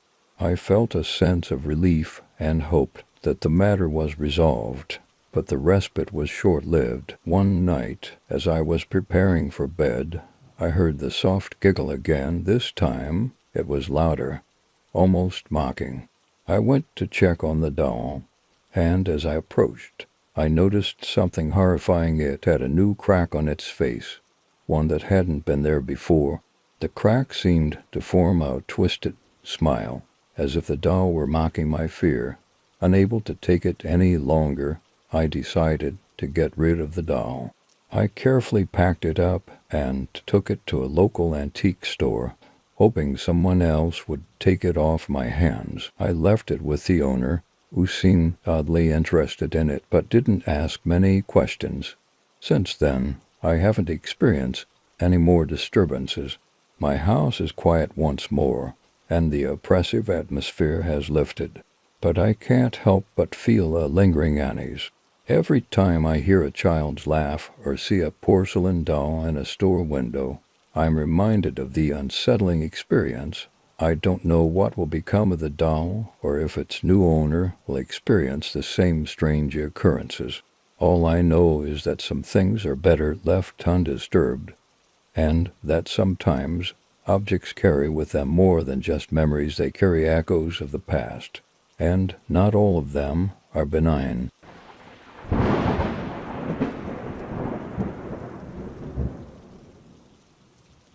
I've always been a man of reason, grounded firmly in the belief that there are explanations for everything. So when I began working at a small, historic parish, I expected it to be a place of routine and serenity. That was until the night I encountered something that shook my skepticism to its core. The parish, St. Michael's, was a beautiful old building with stained glass windows and a wooden altar that had been in place for over a century. I had been hired as the new caretaker, responsible for maintaining the grounds and ensuring everything ran smoothly. The job was peaceful, and the community was welcoming. One chilly autumn evening, I was finishing up my tasks when I heard a knock on the church door. It was strange, as the church was closed to visitors after dusk. I opened the door to find a man dressed in an old-fashioned priest's cassock, with a stern expression on his face. He introduced himself as Father Thomas, a priest who had come to offer his services. I was taken aback. I'd been working at St. Michael's for months and had never heard of a Father Thomas. I told him the church was closed and that I wasn't aware of any special services scheduled. He insisted it was urgent and asked to be let in, claiming he had come to perform a special rite. Reluctantly, I allowed him in. The church was empty, the only light coming from the dim candles I'd left burning. Father Thomas moved with an air of authority, heading straight for the altar. He carried a small, leather-bound book and a vial of what looked like holy water. As he began chanting in Latin, I felt an uneasy chill in the air. The words were unfamiliar, and the atmosphere grew heavier with each passing minute. I tried to ignore the feeling, attributing it to the old building's creaks and groans. The ceremony seemed to last for hours. Father Thomas moved around the altar, performing various rites and muttering prayers. I watched from a distance, feeling increasingly uncomfortable. Something about the whole situation felt off, but I couldn't put my finger on it. When the ceremony finally concluded, Father Thomas thanked me and left without another word. I watched him walk down the dark street, his figure disappearing into the night. I felt a strange mix of relief and unease. The following day, I mentioned the visit to the parish priest, Father Michael. He seemed puzzled and asked for a description of Father Thomas. When I described him, Father Michael's face went pale.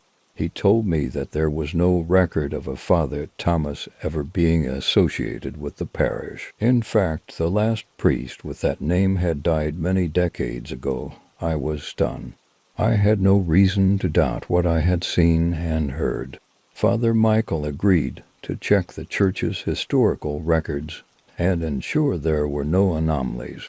In the meantime, I couldn't shake the feeling of being watched, a sensation that intensified whenever I was alone in the church. That night I returned to the parish, determined to investigate further.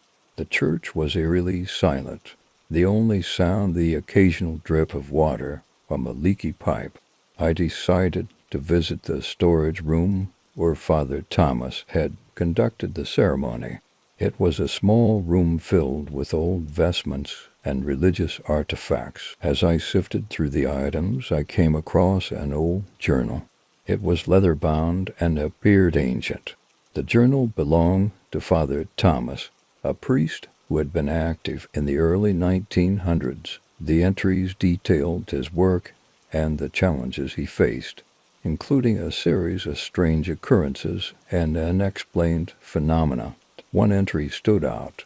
Father Thomas described performing an exorcism in the church, where he encountered a powerful presence that had plagued the parish. He wrote about the entity's ability to influence the minds of those who came into contact with it, manipulating their perceptions and actions. The more I read, the more I realized that the man I had encountered might have been a ghost, a remnant of the past. I felt a shiver run down my spine as I understood that the presence he had been trying to confront was still active, determined to put an end to it. I consulted with Father Michael. Together, we researched more about the church's history and its previous inhabitants. We discovered that there had indeed been a series of disturbances and hauntings dating back to the time when Father Thomas was active. Father Michael and I decided to perform a cleansing ritual to drive away any lingering spirits and malevolent entities. We followed the procedures detailed in the old journal and conducted the ceremony in the church. It was a grueling and intense process, but we felt a sense of accomplishment when it was done. In the weeks that followed, the unsettling feeling in the church gradually subsided. The atmosphere became lighter, and the eerie occurrences ceased. I had managed to confront the presence that had troubled the church for so long, thanks to the help of Father Michael and the clues left behind by Father Thomas. I still think about that night and the mysterious priest who came to the church. I can't say for sure what his true intentions were, but I know that his visit was not a coincidence. The past has a way of reaching into the present, and sometimes we have to confront it to find peace.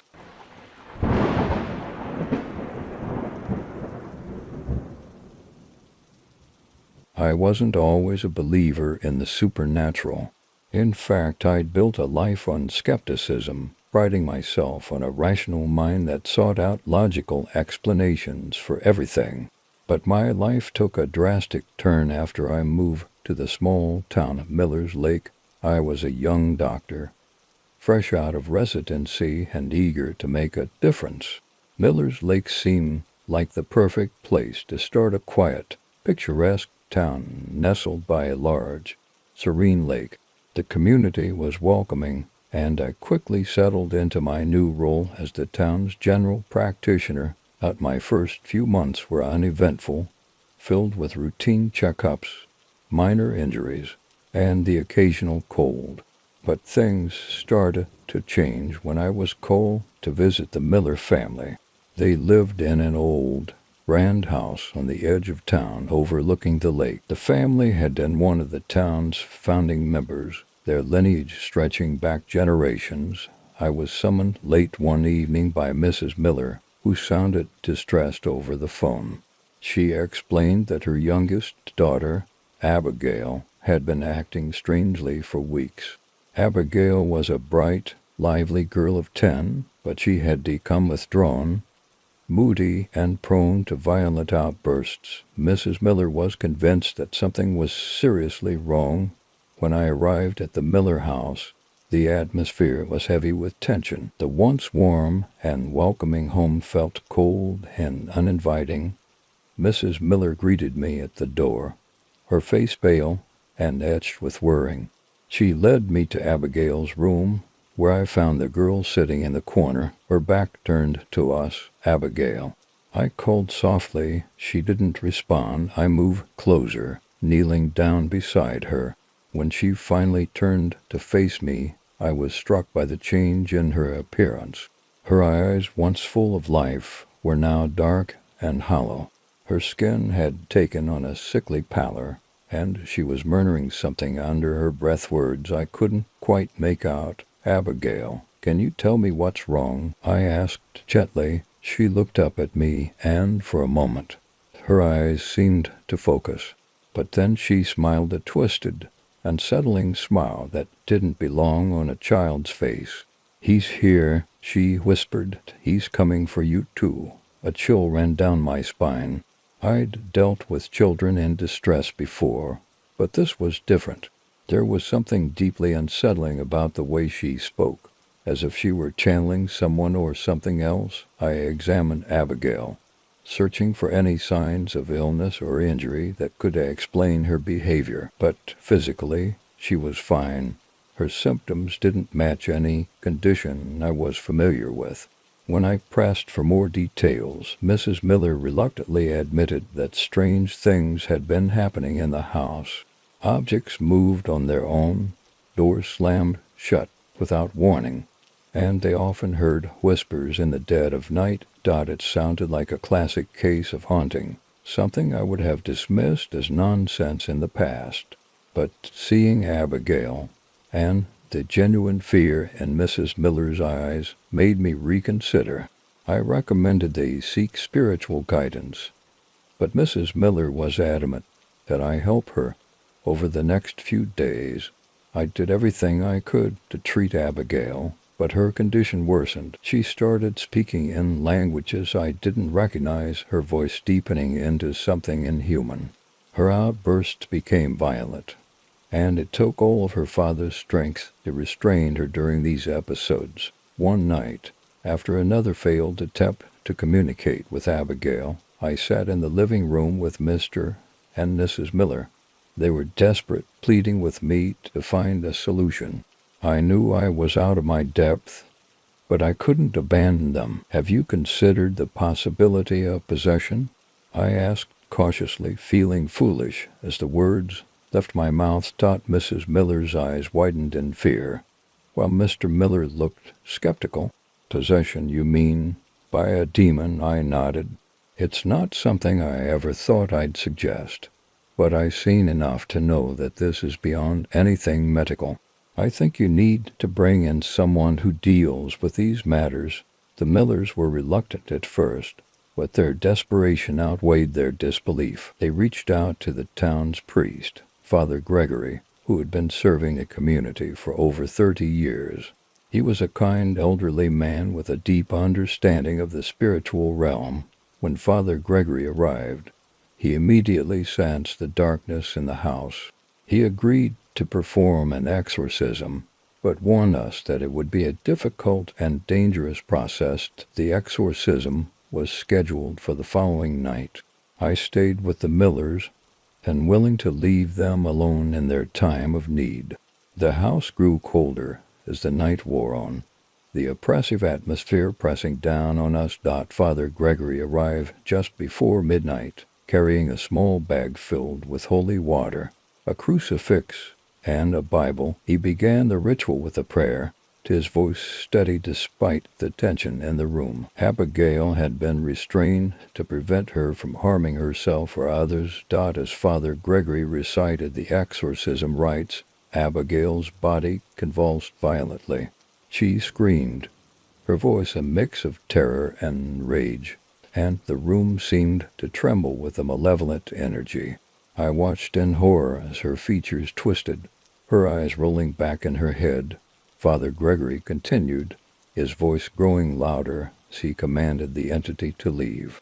Abigail thrashed against her restraints, the force of her movements unnatural for a girl her size.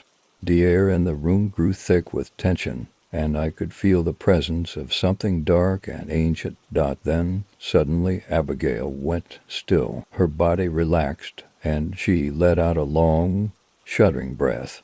Father Gregory finished the prayer, and for a moment the room was silent. I rushed to Abigail's side, checking her pulse. She was alive but unconscious. Her breathing was shallow but steady. As I examined her, I noticed a change. The pallor of her skin was gone, replaced by a healthier glow. The darkness in her eyes had lifted, and she looked peaceful for the first time in weeks. Father Gregory wiped the sweat from his brow and offered a small smile. "It's over," he said softly. "The demon is gone." The relief in the room was palpable. Mr. and Mrs. Miller broke down in tears, hugging each other tightly. I felt a weight lift off my shoulders, the tension that had gripped me for days finally easing. Abigail recovered slowly over the next few days. She had no memory of what had happened, and for that I was grateful. The Millers were overjoyed to have their daughter back, and life in Miller's Lake returned to normal. but I was forever changed by the experience. My skepticism had been shattered, replaced by a newfound respect for the unknown. I learned that there are things in this world that defy explanation, forces beyond our comprehension. I still practice medicine, but I'm no longer quick to dismiss the supernatural. There are times when logic and science aren't enough, and in those moments, I remember the night I faced something far darker than anything I could have imagined.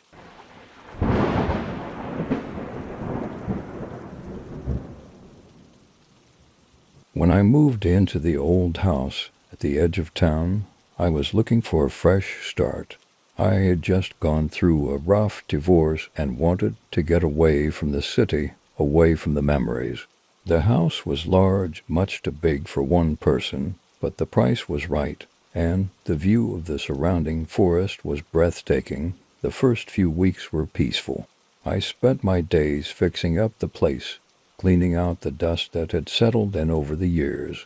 The house had been vacant for a long time, the previous owner having passed away without any relatives to claim it. It was a bit run down, but I didn't mind the work.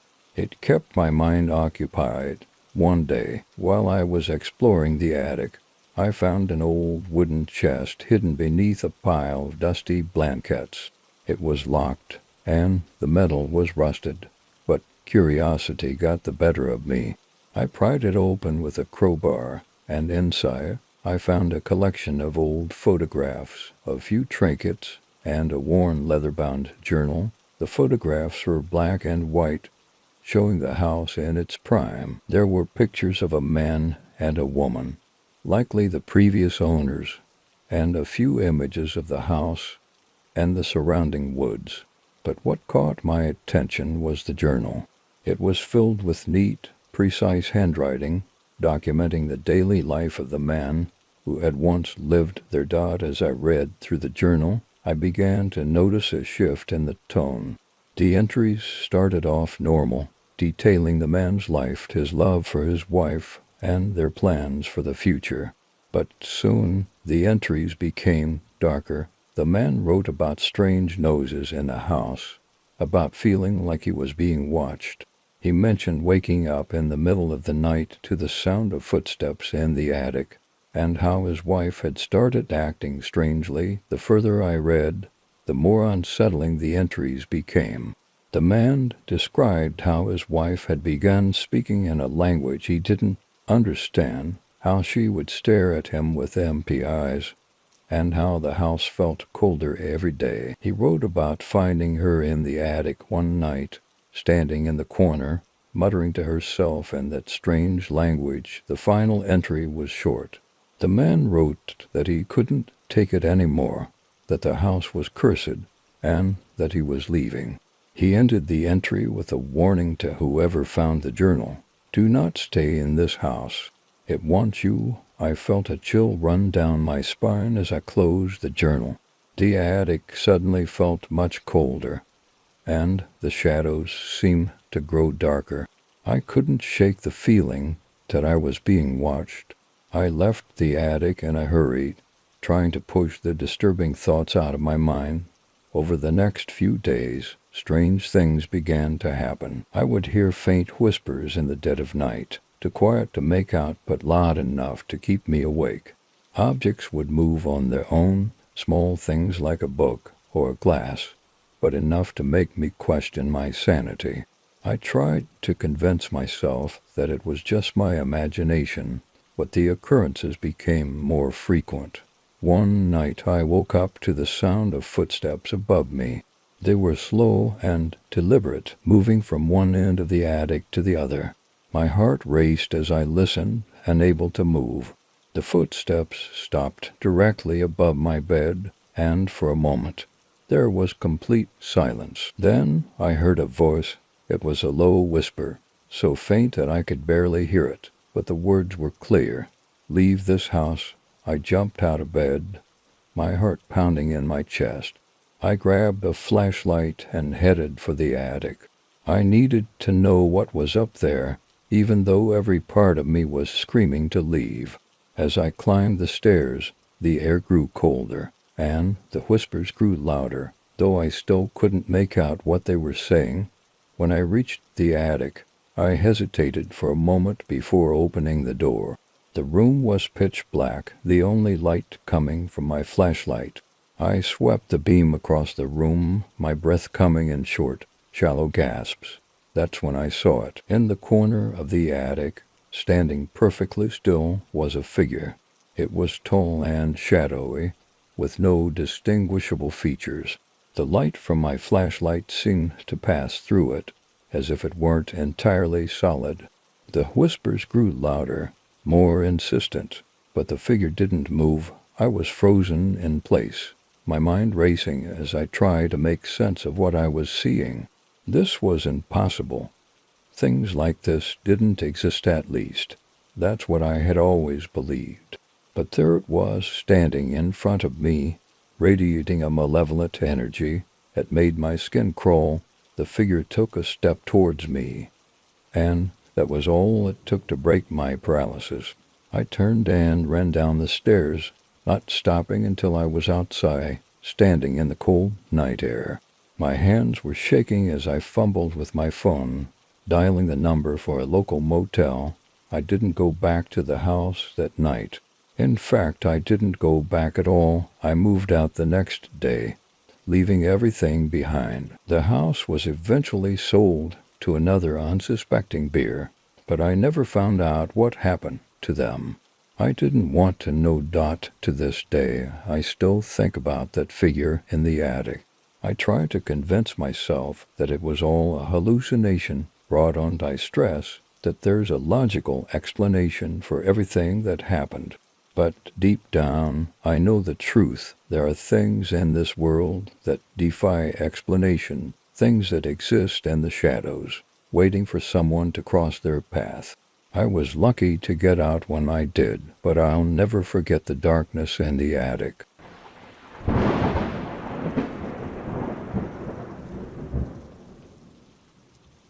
Gray Hollow was a small town that seemed to be forgotten by time.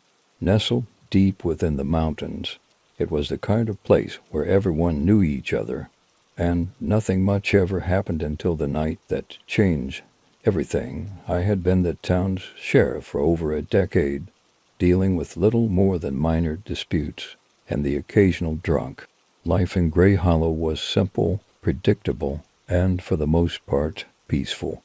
But that all changed when I got a call from the Patterson family, who lived on the outskirts of town. It was a cold winter night when the call came in. Mrs. Patterson was frantic, her voice trembling with fear as she told me that something was wrong with her daughter, Emily. She said that Emily had been acting strangely for weeks, but tonight was different. Emily had locked herself in her room, screaming in a voice that didn't belong to her, and Mrs. Patterson was convinced that something evil had taken hold of her daughter. I didn't hesitate. I grabbed my coat, jumped into my patrol car, and headed straight for the Patterson house. The roads were slick with ice, the moon hidden behind a thick layer of clouds, casting the town in an eerie darkness. As I drove, I couldn't shake the feeling that something terrible was waiting for me. When I arrived at the Patterson house, it was clear that something was very wrong. The house was dark, save for a single light coming from Emily's room on the second floor. The front door was ajar, creaking in the wind. I stepped inside, calling out for the Pattrsons. Mrs. Patterson appeared at the top of the stairs, her face pale and eyes wide with terror. "She's in her room," she whispered. "She won't stop screaming." I made my way up the stairs, my heart pounding in my chest. As I approached Emily's room, I could hear the screams, deep, guttural sounds that no child should be capable of making. They sent a chill down my spine. I knocked on the door, but there was no response. The screams continued, growing louder and more frantic. I tried the handle, but the door was locked. Mrs. Patterson was sobbing behind me, pleading for me to do something. I kicked the door open. What I saw on the other side will haunt me for the rest of my life. Emily was sitting on her bed, her back arched in an unnatural position, her eyes rolled back in her head. Her hands were clawing at the sheets, tearing them apart. But it was her face that terrified me the most. Her expression was twisted into a hideous grin, her mouth moving as she spoke in a language I didn't recognize. The air in the room was thick with a sense of malevolence, a dark presence that seemed to hang over everything. I felt it pushing against me, trying to force me out of the room, but I couldn't leave Emily like that. I had to do something. I called out to her, but she didn't respond. It was as if she couldn't even hear me. I reached for my radio, calling for backup, but the signal was dead. The house was isolated, far from any other buildings, and I was on my own. Mrs. Patterson had fallen to her knees, praying desperately. I knew that whatever was happening to Emily was beyond anything I'd ever encountered. This wasn't something I could arrest or lock away. It was something much darker. I moved closer to Emily, trying to reach her, but the closer I got, the stronger the force pushing against me became. It was like walking through a thick fog, but instead of water droplets, it was filled with pure malevolence. I could feel it seeping into my skin, trying to take hold of me too. Then Emily's head snapped towards me, her eyes focusing on me for the first time. She stopped screaming and started laughing, a low, mocking laugh that sent a shiver down my spine. "You can't save her," the voice said, but it wasn't Emily's voice. It was something much older, much darker. "She's mine now." I tried to speak, to say anything that might reach the girl I knew was trapped somewhere inside, but the words caught in my throat. All I could do was watch in horror as Emily's body convulsed, her limbs twisting in unnatural ways. The laughter grew louder, filling the room, drowning out everything else. Mrs. Patterson was sobbing uncontrollably, begging for her daughter to be saved. I knew I was out of my depth, that there was nothing I could do to stop this, but I had to try. I had to save Emily. I reached out, placing my hand on her forehead, and began to pray, something I hadn't done in years. As I spoke, the laughter grew quieter, and for a moment I thought it was working. But then Emily's body jerked violently, and she let out a blood-curdling scream. The force pushing against me grew stronger, and I was thrown back against the wall. The room seemed to spin around me, the walls closing in. I could feel the darkness pressing down on me, suffocating me. Then, just as suddenly as it had started, it stopped. The room was silent, save for the sound of Mrs. Patterson's sobs. Emily was lying still on the bed, her eyes closed, her breathing shallow. The oppressive feeling that had filled the room was gone, leaving behind a heavy emptiness. I staggered to my feet, my head spinning. I approached the bed cautiously, half expecting the entity to lash out again. But Emily didn't move. Her face was pale, her body limp. I reached out to check her pulse, and, to my relief, it was still there, faint but steady. Mrs. Patterson rushed to her daughter's side, cradling her in her arms. Emily's eyes fluttered open, and for the first time they looked clear, no longer clouded by whatever had possessed her. "What happened?" she whispered, her voice weak. "It's over," I said, though I wasn't sure if that was true. "You're safe now." But even as I said the words, I couldn't shake the feeling that whatever had taken hold of Emily was still out there, waiting for another chance. I didn't know what it was, but I knew it was something ancient, something that had been lurking in the shadows of Gray Hollow for a long time. In the days that followed, Emily made a full recovery, but the experience left its mark on the town.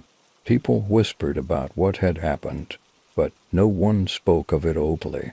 It was as if we were all too afraid to acknowledge the darkness that had touched our lives. As for me, I've never stopped looking over my shoulder, waiting for the day when the entity returns. I don't know if I'll be ready when it does, but I do know one thing. Some evils can't be defeated by force or by law. Some evils can only be survived.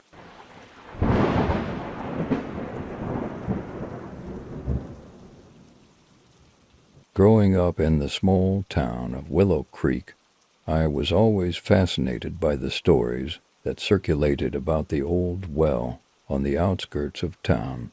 The well had been there for as long as anyone could remember, but it was no longer used. People said it was cursed, that it had been sealed up after something terrible happened there decades ago. Most of the stories were dismissed as folklore, tales spun to scare children away from the dangerous, crumbling structure. But the truth was far darker than any of us imagined. I was 19 when I first heard the whispers. It was a warm summer evening, and a group of friends and I had gathered around a bonfire in the woods near the well. We were telling ghost stories, laughing and trying to outdo each other with the scariest tale. But then Tom, one of my closest friends, brought up the well. "Have any of you ever been down there?" he asked, his voice low and serious. We all shook our heads. My grandpa used to say that the well wasn't just cursed, it was a doorway. He said that anyone who gets too close can hear voices, whispers calling out from the darkness. We all laughed nervously, but there was an edge to Tom's tone that made us uneasy. He wasn't the type to joke about things like this. Someone suggested we go check it out just to prove that the stories were nonsense, and in our youthful arrogance, we agreed. We grabbed our flashlights and made our way through the woods. The trees cast long shadows, and the air grew cooler as we approached the well. The structure was old and overgrown with ivy, the stones weathered and cracked. A rusted metal grate covered the opening, secured with a heavy padlock that looked ancient. Tom was the first to step forward. "Listen," he said, leaning in close to the well. We all fell silent, straining to hear anything over the sound of the wind rustling through the leaves. At first, there was nothing, just the quiet hum of the night. But then, faintly, almost imperceptibly, I heard it. A whisper, soft and distant, like someone speaking from deep within the earth. The sound was so quiet that I thought I might be imagining it. But when I looked at my friends, I saw the same fear in their eyes. "Did you hear that?" Tom asked, his voice trembling. We all nodded. Curiosity and fear battled within me. I wanted to leave, but something compelled me to stay. I took a step closer, peering down through the grate into the darkness below. The whispering grew louder, though I still couldn't make out the words. It sounded like more than one voice overlapping and merging into a chorus of eerie murmurs. "Let's get out of here," one of my friends whispered, but I couldn't move. My heart was pounding in my chest, my hands slick with sweat. The whispers were growing louder, more insistent, as if they were calling out to me. Before I knew what was happening, I found myself reaching for the padlock. It was cold and slick with rust, but it didn't budge. I pulled harder, feeling a sudden, irrational need to open the well, to see what was down there. "Stop." Tom grabbed my arm, yanking me back. The whispers suddenly ceased, leaving behind an oppressive silence. We stared at each other, breathing heavily, the weight of what we had just experienced settling in. Without another word, we turned and ran back to the bonfire, leaving the well and its whispers behind. We didn't talk about what had happened, not then and not in the days that followed, but the memory of those voices stayed with me, gnawing at the edges of my mind. Over the next few weeks, I started having nightmares, dark, twisted dreams, where I was standing at the edge of the well, looking down into an endless abyss. The whispers would echo in my mind, growing louder until I woke up in a cold sweat. I couldn't escape them. They were always there, just at the edge of my consciousness, calling to me. I tried to ignore it, to convince myself that it was just my imagination, but the whispers grew stronger. They started following me even when I was awake. I would hear them in the quiet moments, when I was alone in my room or walking down an empty street. The words were still unintelligible, but the tone was unmistakable, dark, malevolent, and demanding. One night I couldn't take it anymore. The whispers had become a constant presence, filling my mind with dread. I knew I had to go back to the well to find out what was down there. Maybe then the voices would stop.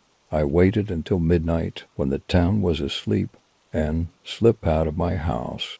The streets were empty, the moon hidden behind a thick layer of clouds. As I walked through the woods, the whispers grew louder, guiding me towards the well. When I arrived, the sight of it sent a shiver down my spine. The metal grate was still there, but the padlock was gone, as if it had never existed. The whispers were almost deafening now, and I could finally make out some of the words. Come ... down ... join us ... My hands trembled as I reached for the grate, lifting it aside. The well yawned before me, a black void that seemed to swallow the light from my flashlight. The whispers were coming from deep within, beckoning me to enter. I hesitated for only a moment before climbing over the edge. The stones were cold and slick under my fingers as I began my descent, the whispers growing louder with every step. I felt like I was being pulled down, drawn by an unseen force. The air grew colder as I descended, the light from my flashlight barely penetrating the darkness. The whispers were all around me now, filling the air, echoing off the stone walls. I could feel the presence of something down there, something ancient and powerful. Suddenly, the ground gave way beneath me, and I fell. My flashlight flew from my hand, clattering against the stone before it disappeared into the darkness. I hit the ground hard, the impact knocking the wind out of me.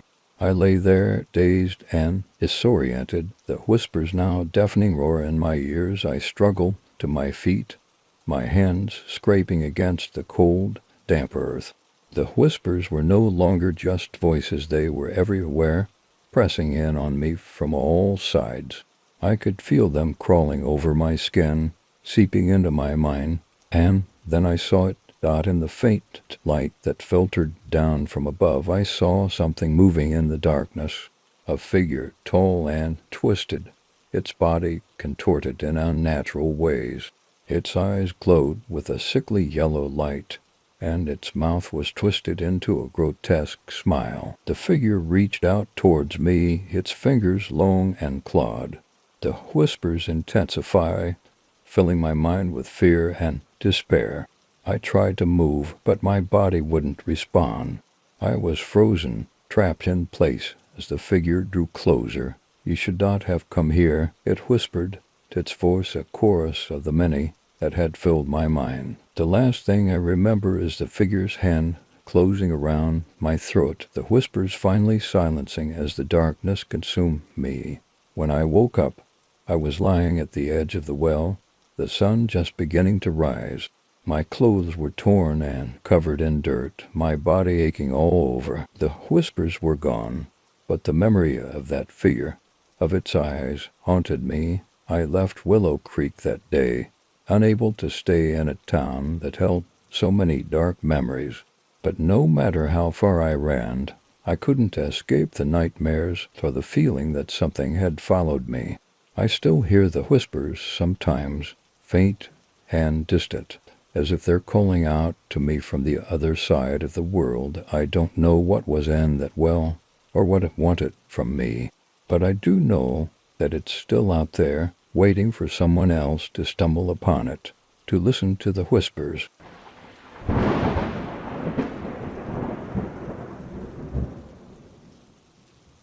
It started innocently enough. My sister, Jenny, had recently bought a beautiful antique mirror from a local estate sale. The mirror was tall and ornate, with a wooden frame intricately carved with strange symbols that neither of us recognized. She had fallen in love with it at first sight, and insisted on hanging it in the living room of her new apartment. I'll admit I was a little envious. The mirror was gorgeous, a real showpiece, and it added a touch of old-world charm to her modern space. But there was something about it that made me uneasy from the moment I laid eyes on it. I couldn't put my finger on it, but there was something about the way the mirror seemed to reflect light, how it didn't just bounce it back, but almost absorbed it, giving the glass a dark, almost smoky quality. Jenny dismissed my concerns, of course. She was practical to a fault and didn't believe in superstitions or ghost stories. I tried to let it go, but as the days went by, strange things started happening. The first incident was small, easy to brush off. Jenny called me one evening, sounding puzzled. "Have you ever had that feeling like someone's watching you?" she asked. I laughed, teasing her about her overactive imagination, but she insisted that something felt off. She said she'd been sitting on the couch, watching TV, when she suddenly felt like someone was standing behind her, staring at her reflection in the mirror. But when she turned around, of course, no one was there. A few days later, she called me again, this time more agitated. "I keep seeing things in the mirror," she said, her voice shaking. "It's like shadows or something just at the edge of my vision. Every time I look, there's nothing there, but I know I saw something." I told her it was probably just the way the light played off the glass, but I could tell she was scared. And if I'm being honest, I was too. Something about that mirror was wrong. I went over to her apartment the next day to check on her. The moment I walked in, I felt it, a heavy, oppressive energy that seemed to hang in the air like a thick fog. Jenny looked tired, her eyes ringed with dark circles, like she hadn't slept in days. "I don't want to stay here anymore," she whispered as we sat on the couch. "Every night it gets worse. The shadows, they're getting clearer. Last night I saw a face." I shivered, but tried to stay calm for her sake. "Maybe you should get rid of the mirror," I suggested. "You can sell it, or just throw it out." Jenny nodded, but she didn't seem convinced. "I'll think about it," she said, her voice distant. That night I couldn't stop thinking about her and that cursed mirror. My dreams were filled with strange images, twisted faces, dark shadows, and a feeling of being trapped in a place with no escape. I woke up in a cold sweat, my heart pounding, and an inexplicable urge to call Jenny. I grabbed my phone and dialed her number, but it went straight to voicemail. A wave of panic washed over me. I tried again and again, but there was no answer. Something was wrong. I threw on some clothes and drove to her apartment, my mind racing with fear and dread. When I got there, I found the front door slightly ajar. My heart dropped as I pushed it open. Stepping into the dimly lit living room, the mirror was the first thing I saw. It loomed over the room, its glass dark and menacing, reflecting the pale light from the street lamp outside. And there, lying on the floor in front of it, was Jenny. I rushed to her side, my hands trembling as I checked for a pulse. She was breathing, but her skin was cold and clammy, her eyes half open, staring blankly at the ceiling. "Jenny." I shook her, trying to wake her up, but she didn't respond. Her lips moved slightly, whispering something too faint for me to hear. I leaned in closer, my ear almost touching her lips. "Mirror ... Don single quotes T ... I glanced up at the mirror, and for a split second I saw it, a figure standing in the glass. It wasn't Jenny. It wasn't anyone I recognized.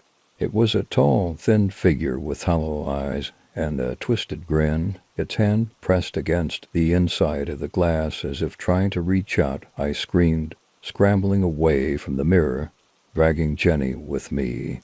My back hit the wall, and I watched in horror as the figure in the mirror slowly faded, the glass returning to its normal, reflective state. Jenny started convulsing, her body racked with violent spasms. I held her, tears streaming down my face, helpless to do anything but watch as she fought against whatever had taken hold of her. And then, just as suddenly as it had started, the convulsions stopped. Jenny went limp in my arms, her breathing slow and shallow. "Jenny, please," I begged, shaking her again. "Wake up." Her eyes fluttered open, and for a moment I thought she was back. But then she looked at me, and I saw something in her eyes that wasn't my sister. Her mouth twisted into a smile, a cold, cruel smile that sent chills down my spine. "It's too late," she whispered, her voice not quite her own. "It's in me now." I recoiled, horror gripping my heart. I didn't know what to do, what to think. The sister I had known all my life was gone, replaced by something dark and sinister. In the days that followed, Jenny's condition worsened. She became increasingly erratic, her moods swinging wildly from one extreme to the other. Sometimes she was lucid, her old self, but those moments were fleeting. Most of the time she was distant, her eyes glazed over, her voice hollow. I tried to get help, but no one believed me. They said it was stress, a breakdown, maybe even a brain tumor, but I knew better. I knew it was the mirror. One night I woke to the sound of footsteps in my apartment. I shot out of bed, my heart racing. The footsteps were coming from the living room, slow and deliberate. I grabbed a baseball bat from the closet and crept down the hallway, my hands shaking. When I reached the living room, I found Jenny standing in front of the window, staring out into the darkness. "Jenny?" I called softly, lowering the bat. She didn't respond. I moved closer, reaching out to touch her shoulder. The moment my hand made contact, she spun around, her eyes wide and wild. "It's coming," she whispered, her voice trembling. "It's coming for you." Before I could react, she bolted out the door, disappearing into the night. I called after her, but she didn't stop. I searched for her for hours, but she was gone. The police found her body the next morning, at the bottom of a ravine just outside of town. They said she must have slipped and fallen in the dark, that it was a tragic accident. But I knew the truth. The mirror had taken her. I couldn't go back to my apartment after that. I moved in with my parents, trying to put the pieces of my life back together, but the nightmares followed me. Every night I saw the figure in the mirror, its hollow eyes staring into my soul, its twisted grin mocking me. I thought I had escaped it, but I was wrong.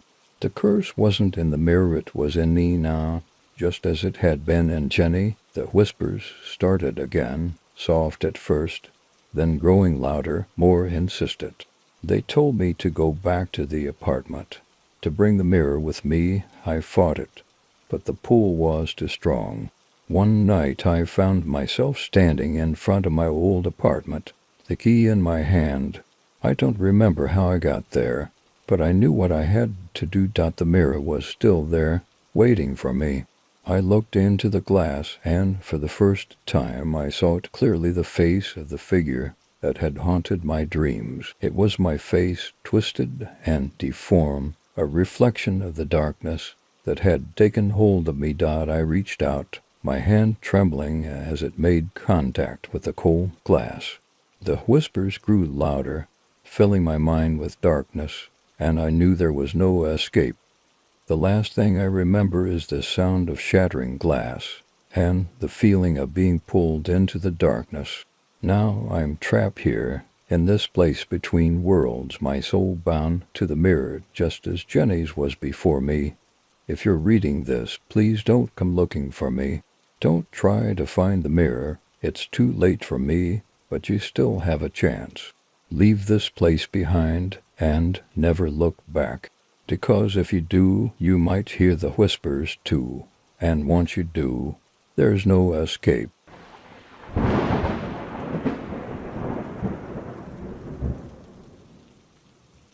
It all began when my family inherited an old estate known as Briarwood Manor. The mansion had been in my mother's family for generations, but it had been left vacant for years after my great-uncle passed away. The house was a grand Victorian structure, perched on a hill at the edge of a small, remote town. My parents saw it as a perfect opportunity to start fresh, to restore the old mansion to its former glory, and possibly even open a bed and breakfast. We moved in during the summer, and at first, everything seemed perfect. The house was full of history and character, with rooms that seemed to stretch on forever, filled with antique furniture and old portraits of long-deceased relatives. My sister and I each claimed a room on the second floor, and we spent the first few days exploring the house, discovering hidden nooks and crannies, secret doors, and dusty attics filled with forgotten treasures. But as we settled in, strange things began to happen. It started with the feeling of being watched, especially when I was alone in my room. I would be sitting at my desk, doing homework or reading, and I would feel an inexplicable sensation that someone was standing just behind me, staring at the back of my head. Every time I turned around, there was nothing there, but the feeling persisted. Then came the whispers.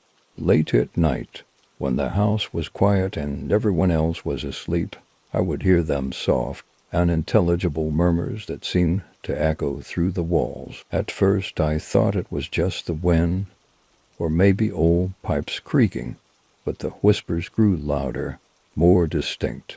They always seemed to come from just beyond my door, in the hallway, or from the shadows in the corner of my room. One night, I finally worked up the courage to get out of bed and investigate. I tiptoed down the dark hallway, my heart pounding in my chest, following the sound of the whispers. They led me to a small, narrow staircase that I hadn't noticed before, hidden behind a door at the end of the hall. The stairs were steep and creaky, leading down into what I assumed was the basement. I stood there, my hand on the doorknob, debating whether to go down. The whispers were clearer now, though I still couldn't make out what they were saying. I should have turned back, but something compelled me to keep going, a curiosity mixed with fear that I couldn't resist. The basement was cold and damp, with stone walls and a dirt floor. I had to use my phone's flashlight to see anything, and as I swept the beam of light across the room, I noticed something strange, an old wooden chest sitting in the corner, covered in dust and cobwebs. It looked ancient, with intricate carvings on the lid that I couldn't quite make out. I approached the chest slowly, my footsteps echoing in the empty space. The whispers had stopped, replaced by an eerie silence that only heightened my fear. With trembling hands, I lifted the lid. Inside, I found a collection of old journals, their pages yellowed and brittle with age. There was something else too, a small, ornate mirror, no bigger than my hand, wrapped in a piece of tattered cloth. The mirror was beautiful, with a frame made of what looked like silver, but it was the reflection in the glass that made me gasp out in the dim light of the basement. The mirror reflected not my face, but that of a woman I had never seen before. She was pale, with dark, hollow eyes, and long, black hair that fell in tangled waves around her shoulders. Her expression was one of sadness, but there was something else in her eyes, something malevolent, something that sent chills down my spine. I dropped the mirror, stumbling back, my heart racing. The glass didn't shatter. Instead, it landed with a soft thud on the dirt floor, the reflection fading as it hit the ground. The whispers returned, louder this time, echoing through the basement. Filling my head with a cacophony of voices, I ran. I bolted up the stairs, through the hallway, and back to my room, slamming the door behind me. I didn't sleep that night, too terrified to close my eyes, afraid of what I might see if I did. The next morning, I told my parents what had happened. They dismissed it as a nightmare, a product of an overactive imagination, but I knew it was real. I could still feel the coldness of the basement, hear the whispers in my ears, see the woman's face in the mirror. But it wasn't until the following week that I realized how real it was. My sister, Lily, started acting strange. She became distant, withdrawn, spending most of her time alone in her room. She hardly spoke to anyone, and when she did, her voice was flat, emotionless. She stopped teething, and her once bright and cheerful demeanor turned dark and sullen. One night I heard her talking in her sleep. I crept into her room, my heart pounding, and found her sitting up in bed, her eyes open but unseeing, staring straight ahead. "She's coming for you," she whispered, her voice monotone. "She's in the mirror." I backed away, fear gripping my heart. "Lily, wake up," I whispered, shaking her gently, but she didn't respond.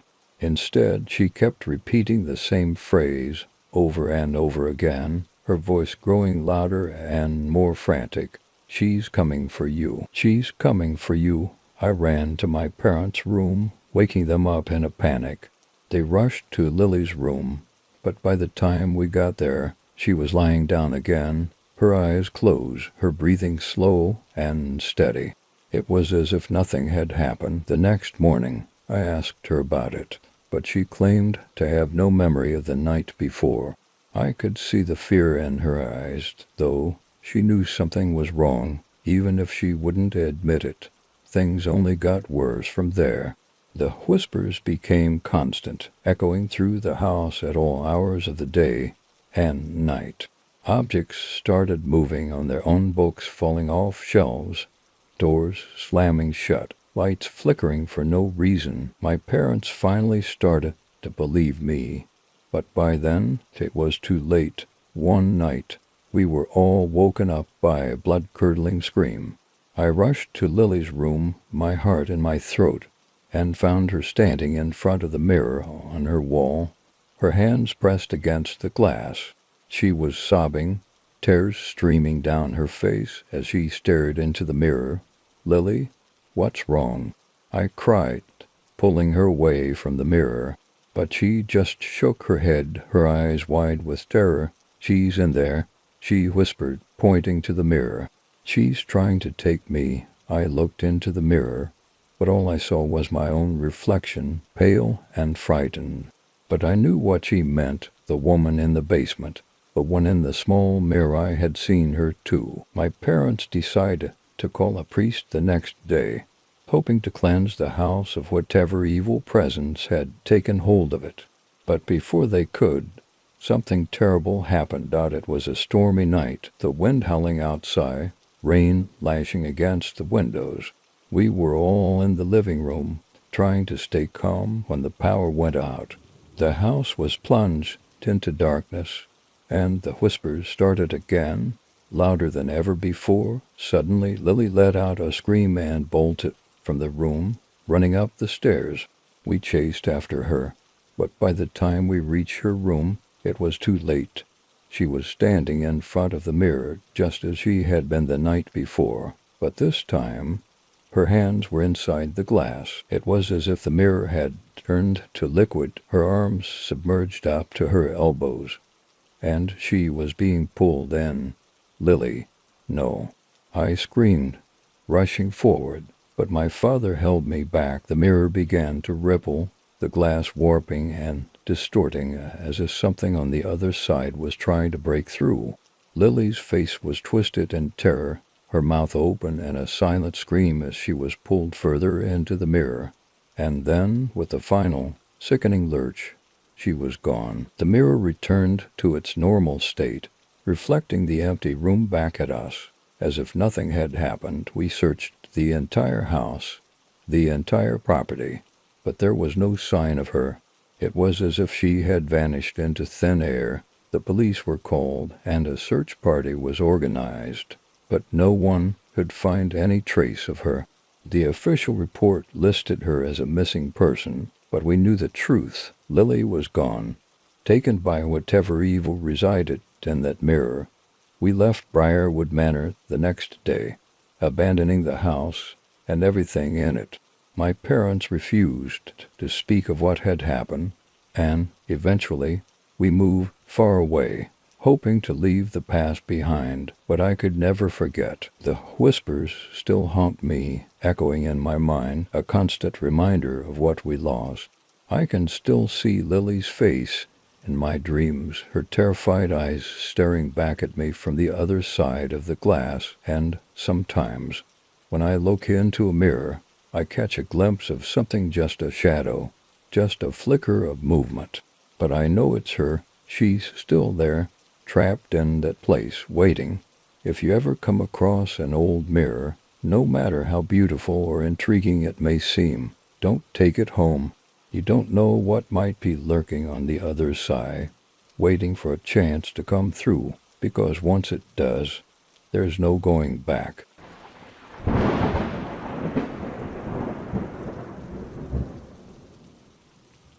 The move to Millfield House was supposed to be a fresh start for my family. My husband, Greg, had accepted a new job in a small town, far from the hustle and bustle of the city, and we thought the change of pace would be good for us. Millfield House was a charming, old, colonial-style home surrounded by sprawling fields and thick woods. It had been on the market for years, and we got it for a steal. Looking back, the price should have been our first warning. From the moment we stepped inside, something felt off. It wasn't anything tangible at first, just a vague unease, like the house was holding its breath, waiting for something. But we were eager to settle in, to make it our own. So we brushed off the feeling and got to work unpacking. Our daughter, Emily, was the first to notice the strange things happening around the house.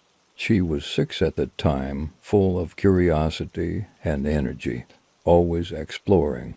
It started with little things. Her toys would move from one room to another when no one was around, or she'd hear footsteps in the hallway outside her bedroom late at night. At first, we dismissed her stories as the product of an overactive imagination. But then the incidents began to escalate. One evening, as I was making dinner, Emily came running into the kitchen, her eyes wide with fear. "Mommy, there's a man in my room," she whispered, tugging on my sleeve. My heart skipped a beat. "What do you mean, sweetheart? What man?"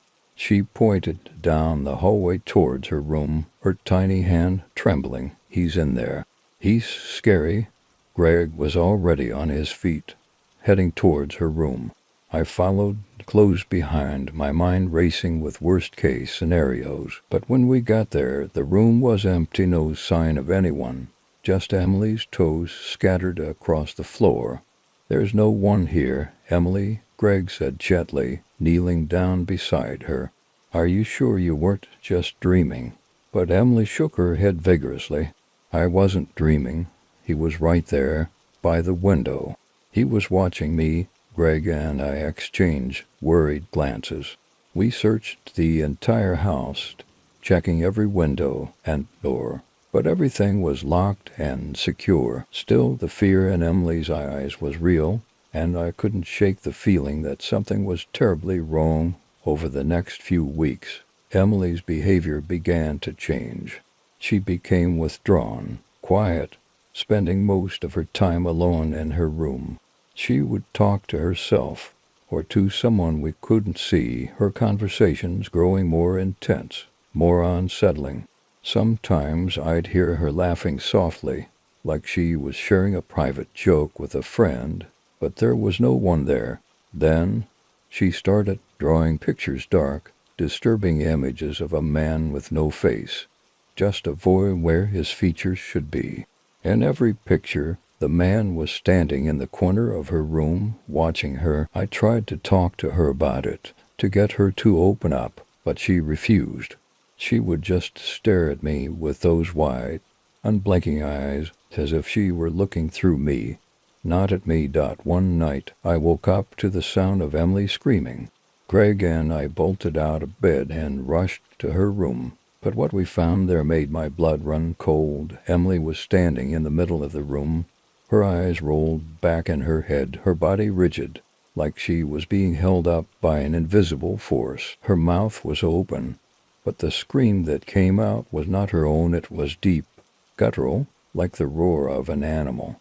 The room was freezing, our breath visible in the air, and the lights were flickering wildly. We tried to reach her, but it was like there was a barrier around her, something pushing us back. And then, just as suddenly as it had started, it stopped. Emily collapsed to the floor, unconscious, her breathing shallow. We rushed her to the hospital, but the doctors couldn't find anything physically wrong with her. They chalked it up to a night terror, but I knew better. There was something in that house, something evil, and it had its sights set on my daughter.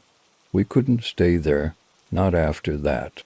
We packed up and moved into a hotel, leaving Millfield House behind.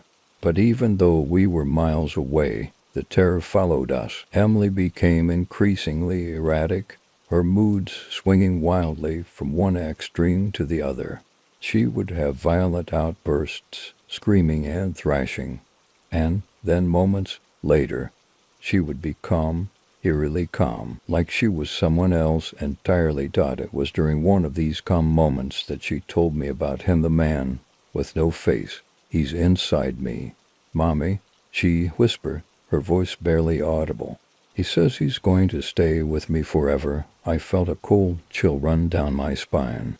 I had heard of possessions, of spirits taking over the living, but I had never believed in it. Not until now, desperate, we sought help from a local priest, Father O'Connor, who agreed to perform an exorcism.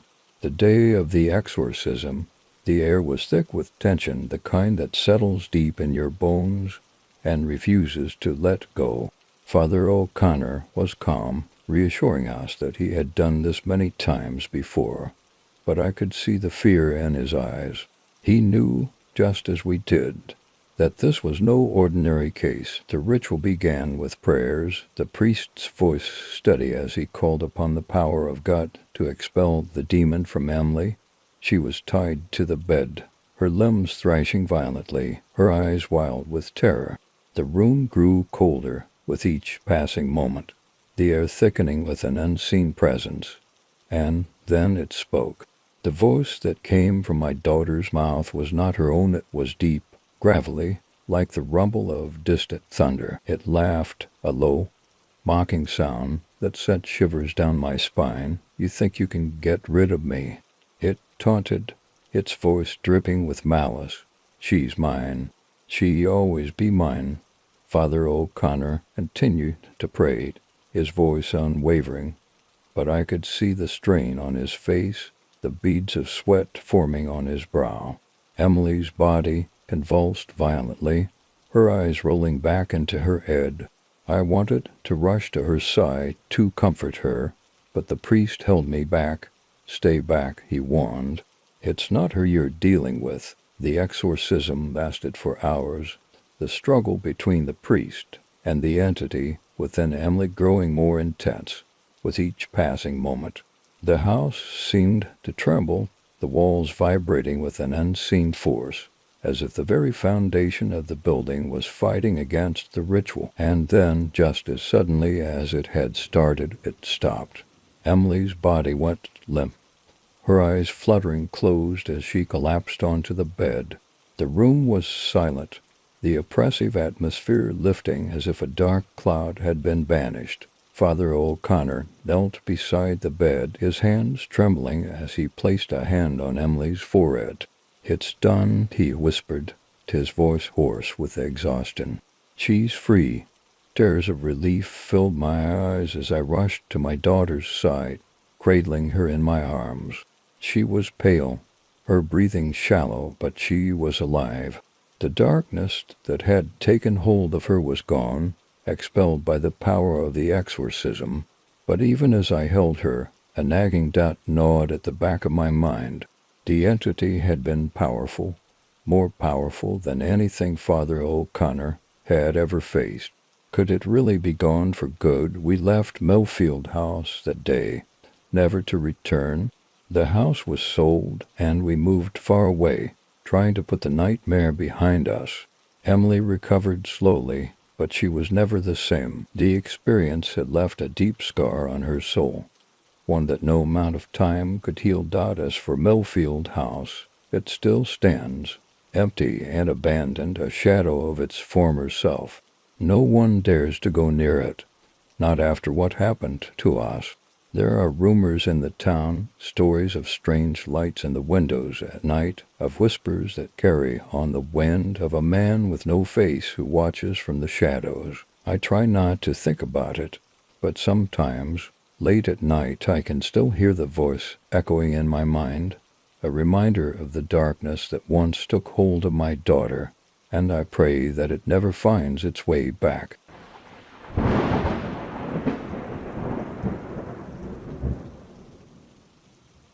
When I first arrived in the small town of Green Hollow, I was seeking solace. Life in the city had become unbearable after my mother's sudden death, and I needed a place where I could heal, where the memories of her final days wouldn't haunt me every moment. Green Hollow seemed like the perfect escape, quiet, remote, and surrounded by nature. But as I would soon discover, the peace I sought was far from what I would find. Margaret's church stood at the heart of Green Hollow, a crumbling relic of the town's past. The locals avoided it, saying it was cursed, but I was drawn to it for reasons I couldn't explain. Maybe it was the Gothic architecture, or the way it seemed frozen in time, untouched by the modern world. Whatever the reason, I found myself visiting the church almost daily, sitting in the pews, lost in thought. It was during one of these visits that I first noticed her, young woman, pale and ethereal, sitting in the front pew, her head bowed in prayer. She wore a simple white dress, her dark hair cascading over her shoulders like a waterfall. There was something about her that seemed out of place, like she didn't quite belong in this world. I approached her cautiously, not wanting to disturb her. "Hello," I said softly, my voice echoing in the empty church. She lifted her head and turned to look at me, her eyes wide and sorrowful. "Hello," she replied, her voice barely above a whisper. I sat down beside her, the wooden pew creaking under my weight. "I've never seen you around before. Are you new here?" She shook her head, a small, sad smile tugging at the corners of her lips. "No, I've been here for a long time. My name is Lillian." "I'm Sarah," I said, extending my hand. "It's nice to meet you." Lillian didn't take my hand. Instead, she looked away, her gaze drifting towards the altar. "You shouldn't come here," she said softly. "It's not safe." Her words sent a shiver down my spine. "What do you mean?" She didn't answer. Instead, she stood up and walked towards the altar, her footsteps silent on the stone floor. I watched as she knelt before the altar, her hands clasped in prayer, her lips moving silently. I couldn't shake the feeling that something was terribly wrong. The next day, I returned to the church, hoping to see Lillian again. But the church was empty, the air heavy with the scent of incense. I called out her name, but there was no answer. The only sound was the wind whistling through the broken windows, a mournful tune that seemed to echo through the halls. I wandered through the church, my footsteps echoing in the silence. As I passed by the confessionals, I heard a faint whisper, barely audible above the wind. I stopped, straining to hear, but the whisper faded away as quickly as it had come. A cold chill ran down my spine, and I quickly left the church, my heart pounding in my chest. That night I couldn't sleep. My mind kept replaying the events of the day, the strange whispers, the eerie silence of the church. I tossed and turned, trying to convince myself that it was just my imagination, but deep down I knew something was wrong. The next day I returned to the church, determined to find out what was happening. As I entered the church, I was hit by a wave of cold air, far colder than it should have been for that time of year. The church was dark, the only light coming from the flickering candles on the altar. I walked down the aisle, my footsteps echoing in the silence. As I reached the altar, I noticed something strange. One of the candles was burning lower, and the others, the flame flickering wildly as if caught in a breeze. I reached out to steady it, but as soon as my hand touched the candle, the flame went out, plunging the church into darkness. I gasped, my heart racing as I stumbled backwards. The darkness was thick, almost suffocating, and I could feel something watching me, something malevolent. I fumbled for my phone, using the flashlight to light my way, but the beam was weak, barely cutting through the darkness. As I turned to leave, I heard the whisper again, louder this time, almost desperate. "Help me," I froze, my blood running cold. The voice was coming from the confessional, the same one I had passed the day before. I slowly approached it, my hands trembling as I reached for the door. The confessional was small, barely big enough for one person. Inside, it was pitch black, the air thick with the scent of decay. I stepped inside, closing the door behind me, and immediately felt a sense of overwhelming dread. The whispers grew louder, filling the small space with their haunting melody. "Who are you?" I whispered, my voice shaking. There was no answer, just the sound of the whispers, growing louder, more urgent. I felt a hand on my shoulder, cold and clammy, and I screamed, turning to face whatever was behind me. But there was no one there, just darkness. I stumbled out of the confessional, my heart pounding in my chest. The church was dark, the candles on the altar snuffed out, and the whispers were gone. I ran out of the church, not stopping until I was back in the safety of my home. That night, I had a dream. I was back in the church, standing in front of the altar. Lillian was there, her eyes filled with sorrow as she looked at me. "You have to help me," she whispered, her voice echoing in the darkness. "He won't let me go." "Who?" I asked, but before she could answer, I woke up, my heart racing. The next morning, I went to the local library, determined to find out more about the church.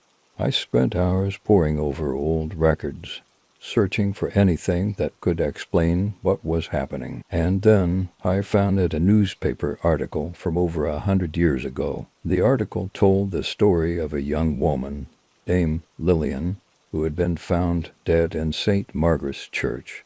She had been brutally murdered by the town's priest, a man who had become obsessed with her.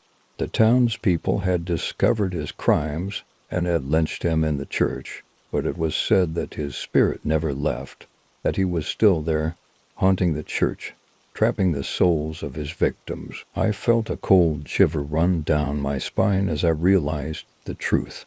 Lillian's spirit was trapped in the church, held captive by the malevolent spirit of the priest, and now she was reaching out to me, begging for help. That night I returned to the church, determined to free Lillian's spirit. The church was dark and silent as I entered, the air thick with the scent of decay. I walked down the aisle, my footsteps echoing in the silence. As I reached the altar, I felt a cold wind whip through the church, and the candles on the altar flickered to life. I knelt before the altar, my hands trembling as I began to pray, asking for Lillian's spirit to be freed. Suddenly, the air grew cold, and I felt a presence behind me. I turned, and there he was, the priest, his face twisted in rage, his eyes burning with hatred.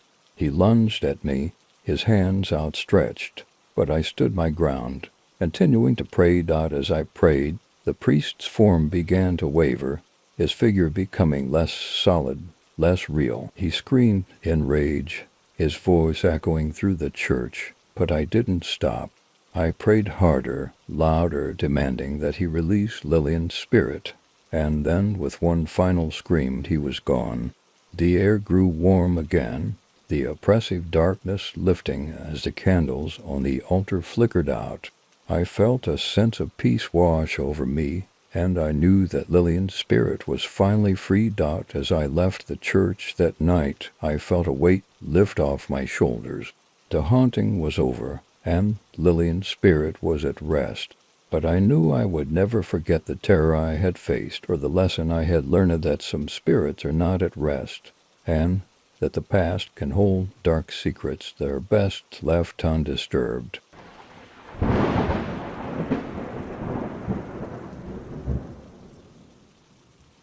I had always prided myself on being a skeptic.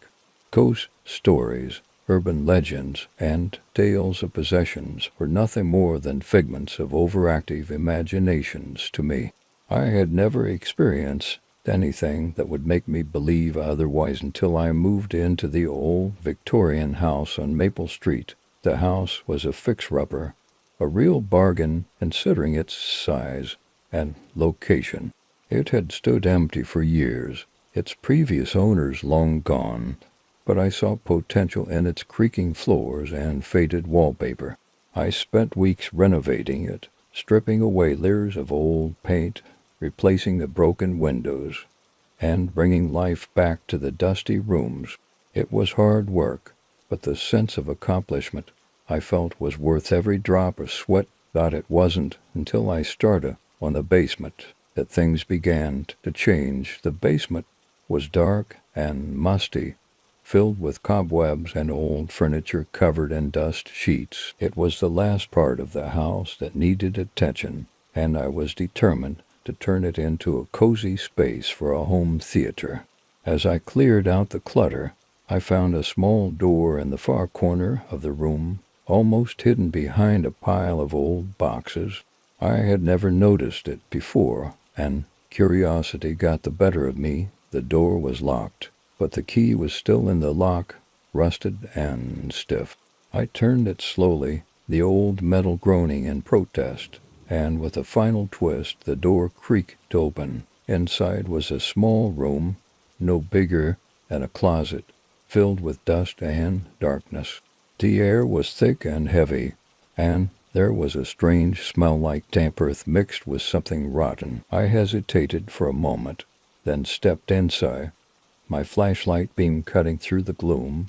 There was nothing remarkable about the room, just old shelves lined with jars and bottles, their contents long since dried up or decayed. But as I turned to leave, I noticed something odd. An old wooden box, partially buried under a pile of rags. It looked out of place, almost as if it had been deliberately hidden. I picked it up, the wood rough and cold to the touch, and brought it upstairs to examine more closely. The box was small, about the size of a shoebox, with strange symbols carved into its surface. It was locked, but the lock was flimsy, and it didn't take much effort to break it open. Inside, I found a bundle of old letters, yellowed with age, and a small tarnished mirror. The letters were written in a spidery script, almost illegible, and they spoke of dark rituals, of summoning spirits and trapping them in objects. There were references to an entity called the occupant, but the details were vague, filled with cryptic phrases and half-finished thoughts. As I read through the letters, a sense of unease began to creep over me. The air around me seemed to grow colder, and I felt as if I was being watched. I tried to shake off the feeling, telling myself it was just my imagination, but it lingered like a shadow at the edge of my vision. I put the letters and the mirror back in the box and shoved it into a drawer, trying to forget about it. But that night I had the first of many nightmares. In the dream, I was standing in the basement, in front of the small door. The air was thick with the smell of decay, and the shadows seemed to move on their own, twisting and writhing like living things. I tried to leave, but the door wouldn't open. Something was behind me, something cold and malevolent, and as I turned I saw a figure, a tall, shadowy figure with glowing red eyes, its face twisted into a sinister grin. I woke up drenched in sweat, my heart pounding in my chest. It was just a dream, I told myself, just a product of my overactive imagination. But the sense of dread stayed with me, a gnawing fear that something was terribly wrong. Over the next few days, strange things began to happen in the house. Objects would move on their own, doors would slam shut without warning, and I would hear footsteps at night when I was alone. The atmosphere in the house grew oppressive, the air thick with a sense of unease. And then there were the voices, whispers in the darkness, just at the edge of hearing. They would start softly, barely audible, but they would grow louder, more insistent, until I couldn't ignore them. They spoke in a language I couldn't understand, but the tone was menacing, filled with anger and malice. I tried to convince myself that it was just stress, that I was overworked and overtired. But deep down, I knew something was wrong. The house had changed, and so had I. Became irritable, paranoid, always on edge. I started losing sleep, plagued by nightmares of the shadowy figure, its red eyes burning into my soul. One night, after another sleepless night, I decided to confront whatever was haunting me. I took the old box out of the drawer and went back to the basement. The house was silent, the only sound the creaking of the floorboards under my feet. As I descended the stairs, the air grew colder, and I could feel the hairs on the back of my neck stand up. I stood in front of the small door, the box in my hands, and took a deep breath. I opened the box, the letters, and the mirror inside. The mirror was small, barely big enough to see my reflection, but as I looked into it, I felt a wave of fear wash over me. The reflection wasn't mine. The face in the mirror was twisted, malevolent, with glowing red eyes and a sinister grin. It was the same figure from my nightmares, the occupant, and it was staring back at me, its eyes filled with hatred. I dropped the mirror, my hands shaking, and the glass shattered on the floor. The shadows in the room seemed to come alive, twisting and writhing, and the whispers grew louder, filling the room with their ominous chant. I ran. I didn't stop until I was out of the house, the cold night air burning my lungs. I stood in the middle of the street, my heart racing, as I watched the house. The windows were dark, the curtains fluttering in the breeze, but I could feel it watching me, the occupant, its presence a cold weight on my chest. I never went back to the house. I packed up my things and left town the next morning, leaving everything behind. The house was abandoned again, its windows boarded up, a silent sentinel on Maple Street. But I knew that the occupant was still there, waiting, watching, biding its time until someone else unlocked the door. I tried to move on, to forget what had happened, but the nightmares never stopped. I could still see those red eyes burning into my soul, and I knew that I would never be free. The occupant had marked me, and no matter where I went, it would always be there, lurking in the shadows, waiting to reclaim what was rightfully its own.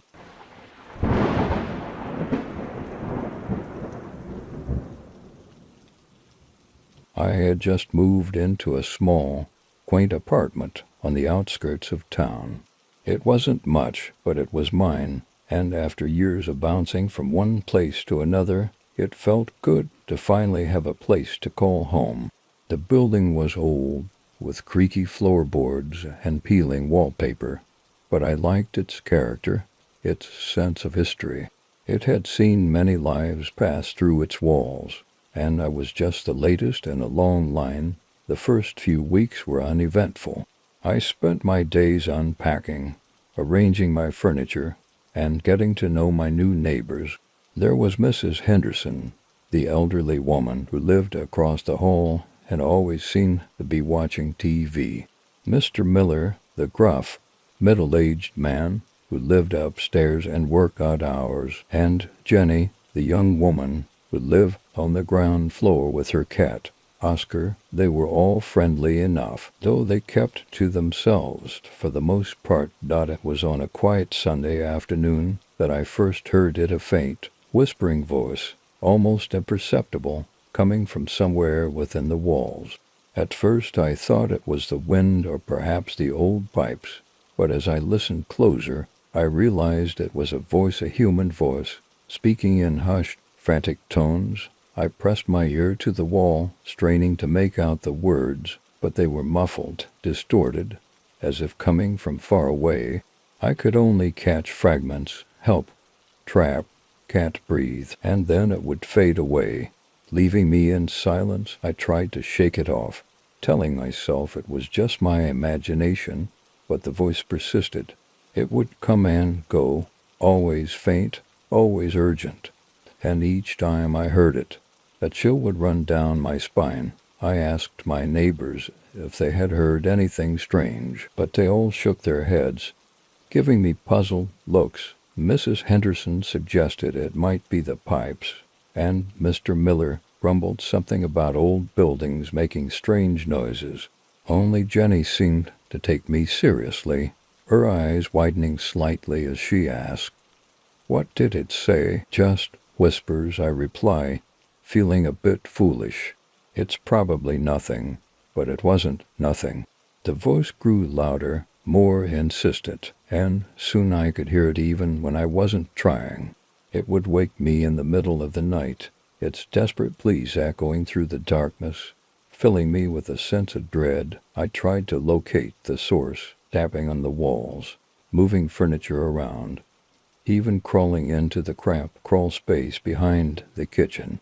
But no matter where I looked, the voice seemed to be everywhere and nowhere at once, as if it were part of the very fabric of the building. One night, after a particularly restless evening of pacing back and forth, I decided to record the voice.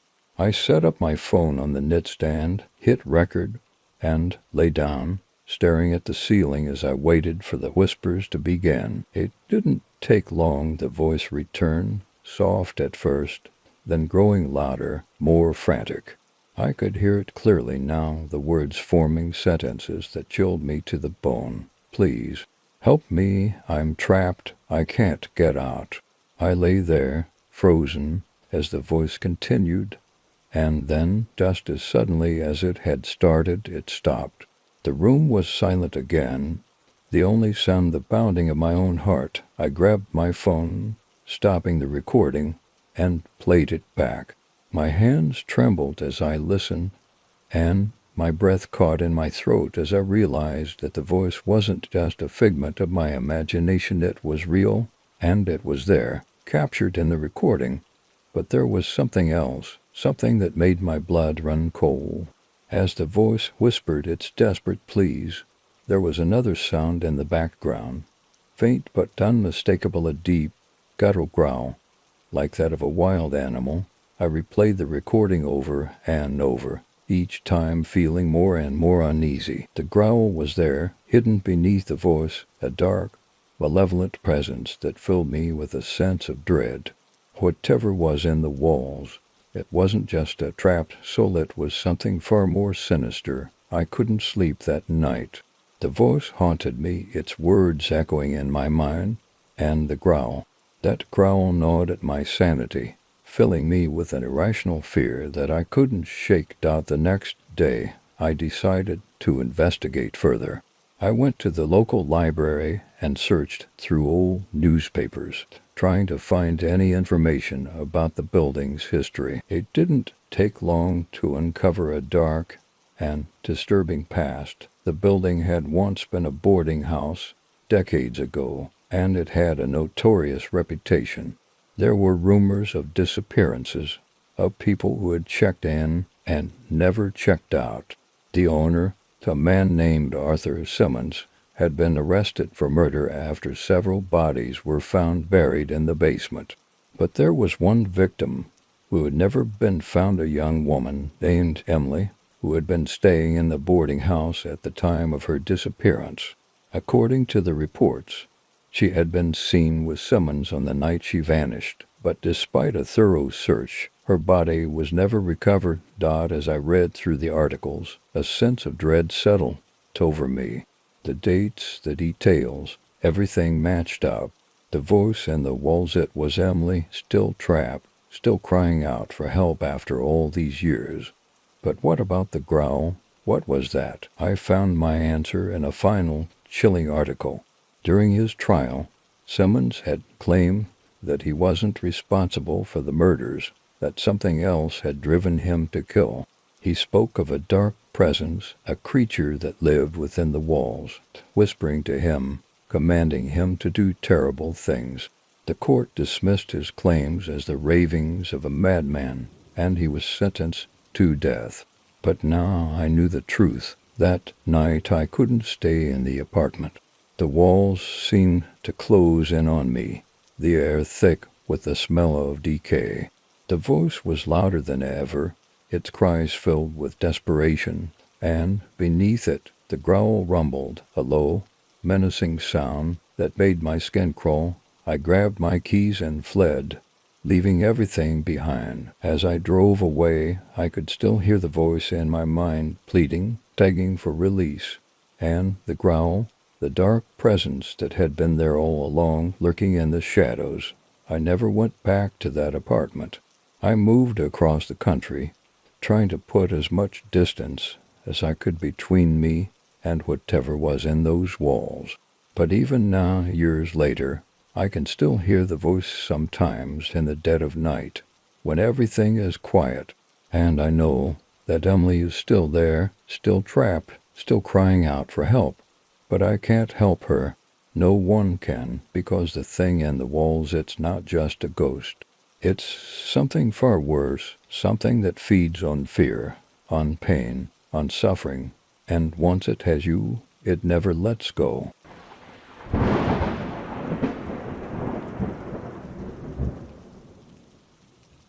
I've always been a bit of a collector, especially when it comes to old books. There's something about the feel of worn leather, the scent of aged paper, and the history contained within those yellowed pages that has always fascinated me. I spent years building my collection, scouring estate sales, second-hand shops, and antique stores for rare finds. But it was one particular book that changed everything, one that I wish I had never found. It was a rainy afternoon when I stumbled across a small, out-of-the-way bookstore, the kind of place that seemed forgotten by time, with a dusty window display and a faded sign creaking in the wind. I had never noticed it before, and despite the weather, I felt an inexplicable pull to go inside. The interior was dimly lit, the air thick with the scent of mildew and old paper. Shelves lined the walls, filled with books of all sizes and colors, some so old their titles had faded from the spines.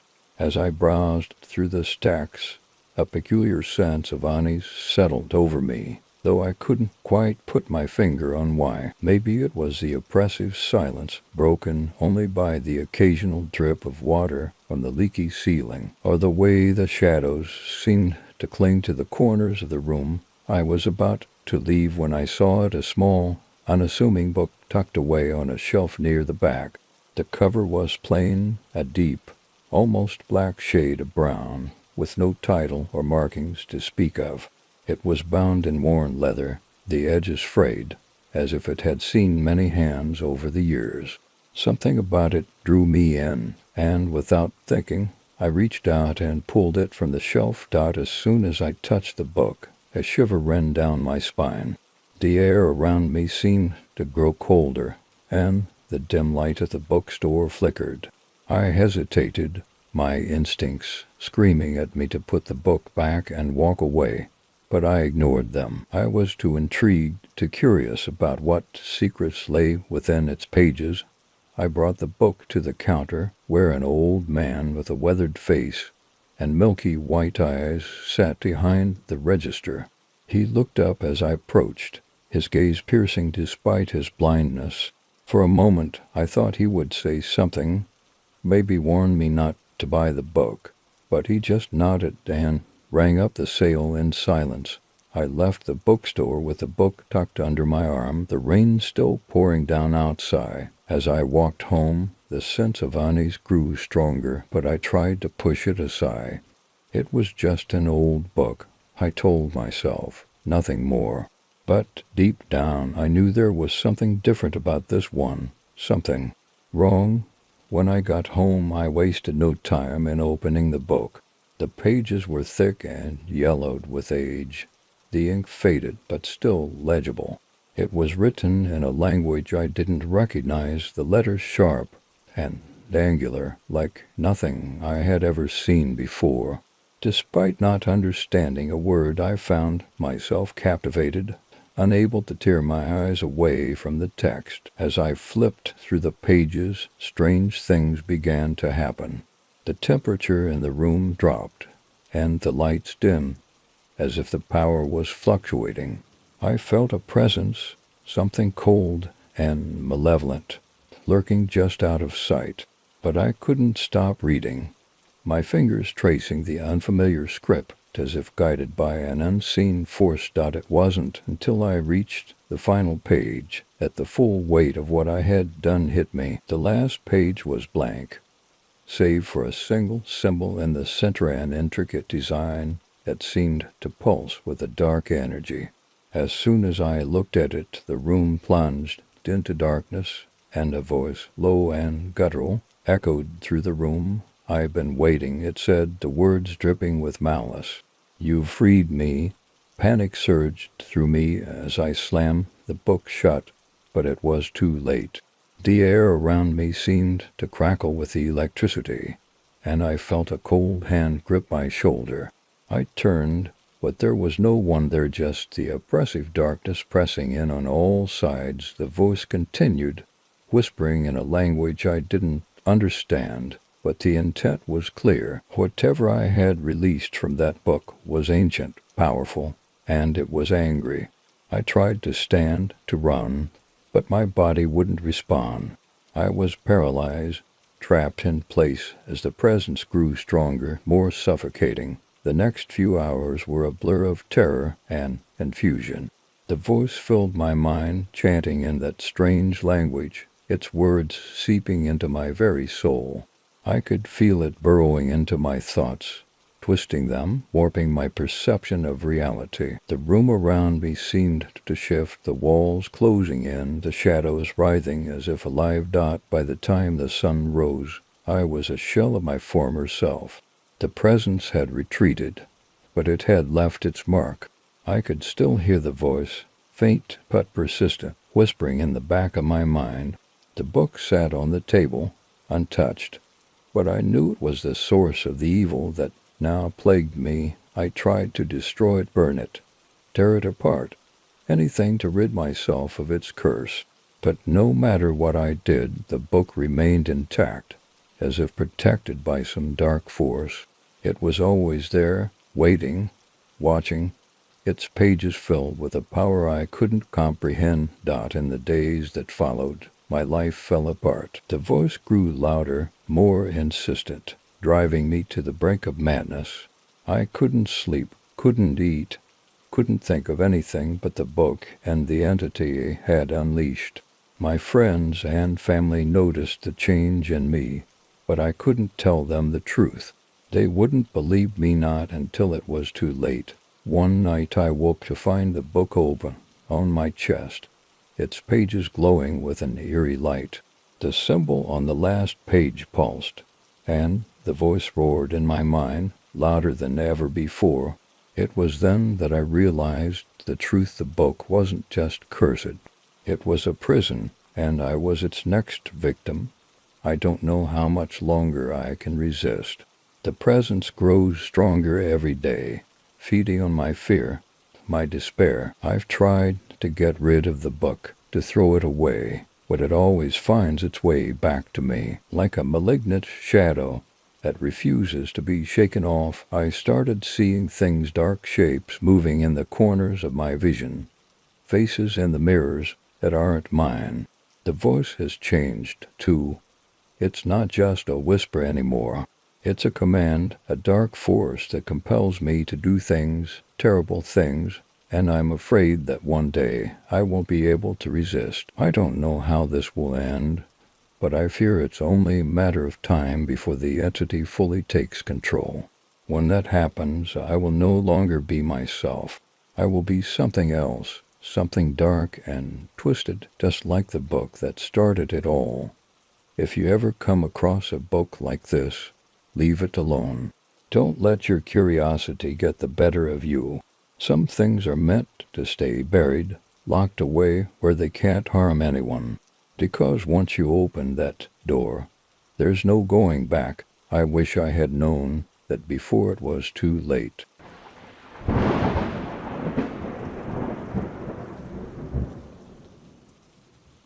I never believed in the supernatural. Ghost stories, demons, and curses were just things to scare kids or amuse people with too much imagination. But everything changed after that night, one I'll never forget. No matter how hard I tried out, it all started when my sister, Emma, decided to redecorate her apartment. She had moved into an older building downtown, a place with character, as she liked to say. The walls were adorned with ornate moldings, and the floors creaked with every step, but she loved it. The only problem was the bathroom. It was tiny and cramped, with outdated fixtures and a rusty old mirror that dominated one wall. Emma hated that mirror. It was large, framed with tarnished silver, and covered in spots where the reflective surface had peeled away. She told me that no matter how hard she tried to clean it, there was always a haze, like a layer of grime that wouldn't budge. One day, she called me over to help her remove it. "About time you got rid of that thing," I said, walking into her bathroom. The mirror looked even worse up close. Its once elegant frame was now chipped and dull, and the glass itself seemed to distort everything it reflected, casting a strange, unsettling glow across the room. "I know, right?" Emma replied. "I just can't stand looking at it anymore. It's like, I don't know, like there's something wrong with it." I shrugged off her concerns, thinking it was just the natural wear and tear of an old mirror. Together, we pried it off the wall, revealing a patch of wallpaper that had faded to a dark, sickly green. The back of the mirror was covered in strange symbols, etched deep into the wood. They looked old, ancient even, like something out of a history book. "Do you think this is some kind of antique?" Emma asked, tracing the symbols with her fingers. "Maybe," I said, "but it's probably nothing, just old carvings. Let's get rid of it." We carried the mirror down to the basement, intending to take it to the dump later. The entire time I felt uneasy, like we were being watched. I chalked it up to the dim lighting and the damp, musty smell of the basement. But when we finally set the mirror down, I couldn't shake the feeling that we had disturbed something. That night, I got a call from Emma. Her voice was shaky, almost frantic. "Jake, something's wrong," she whispered. I think something's in my apartment." "What are you talking about?" I asked, trying to calm her down. "It's the mirror," she said, her voice barely above a whisper. "I swear I saw something in it. Something that wasn't me." I didn't know what to say. Emma had always been rational, not one to get spooked easily, but the fear in her voice was real, and it sent a chill down my spine. "Stay where you are," I told her. "I'm coming over." When I arrived at her apartment, Emma was sitting on the couch, her face pale and eyes wide with terror. She pointed to the bathroom door, which was closed. "It's in there," she said. "I don't know what it is, but every time I look into that mirror, I see something. It's like my reflection, but different. It's smiling when I'm not. It moves when I don't." My skepticism was starting to waver, but I had to see for myself. I walked into the bathroom and flipped on the light. The mirror, now hanging back on the wall as if we had never removed it, reflected my image, just my image, nothing more. But there was something off about it. The reflection was there, but it felt wrong, like it was watching me, waiting. See, Emma said from the doorway, "It's back. I didn't bring it up here. It just appeared." I didn't know what to think. My mind raced for a logical explanation, but none came. The air in the bathroom was thick with an oppressive energy, and the longer I stared at the mirror, the more I felt like it was staring back, with a malevolent awareness that chilled me to the core. "I don't know what's happening," I said, trying to keep my voice steady, "but we need to get rid of this thing. Now, we decided to take the mirror outside and smash it, hoping that would be the end of it." Emma grabbed a hammer from her toolbox, and we carried the mirror out to the alley behind the building. The night was eerily quiet, the only sound the crunch of gravel under our feet. I set the mirror down, and Emma hesitated, the hammer raised above her head. "Do it," I urged her. "It's just a mirror." She took a deep breath and swung the hammer. The sound of shattering glass echoed through the alley, louder than it should have been. The mirror broke into 1,000 pieces, each shard reflecting a distorted, twisted version of our faces. But as the glass hit the ground, a dark shadow seemed to rise from the fragments, swirling around us like smoke. Emma screamed, dropping the hammer as the shadow enveloped her.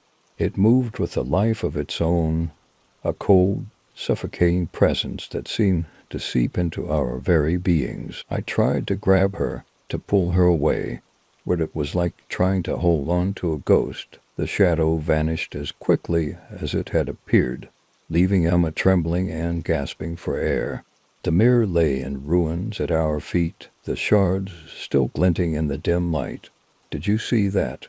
she whispered, her voice shaking. I nodded, unable to speak. My mind was reeling, trying to make sense of what had just happened, but there was no rational explanation, no way to deny what we had both seen. We hurried back inside, leaving the shattered mirror behind, but the sense of dread lingered, following us like a dark cloud. Emma refused to sleep in her apartment at night, and I couldn't blame her. We both felt like we were being watched. Even in the safety of my home the next day, we went back to the alley to check on the mirror. The shards were gone, every last piece, as if they had simply evaporated into thin air. There was no trace of the glass, no evidence that the mirror had ever been there. Emma moved out of her apartment soon after, leaving the building and the cursed mirror behind. But whatever had been unleashed that night didn't stay behind. It followed her, tormenting her in the darkness, whispering in her ear when she was alone. She saw shadows that weren't there, heard footsteps when no one was around. The presence was always with her, lurking just out of sight. No matter where she went, it followed, growing stronger with each passing day. It fed on her fear, her despair, until she could barely function. She became a shell of her former self, haunted by the demon in the mirror that wouldn't let her go. I tried to help her, to find a way to break the curse, but nothing worked. Priests, shamans, psychics, none of them could rid her of the dark presence that had attached itself to her. It was as if the mirror had left a mark on her soul, one that could never be erased. And then, one night, she was gone. She left no note, no explanation, just disappeared without a trace. The police searched, but there were no leads, no clues. It was as if she had been swallowed by the shadows that had haunted her for so long. I never saw her again, but I know she's out there, somewhere, lost to the darkness that took her. And every time I look into a mirror, I wonder if I'll see her on the other side, smiling that twisted smile that doesn't belong to her. If you ever come across an old mirror with strange symbols etched into the back, leave it alone. Don't look into it. Don't touch it. Some things are best left undisturbed, because once they latch on to you, they never let go.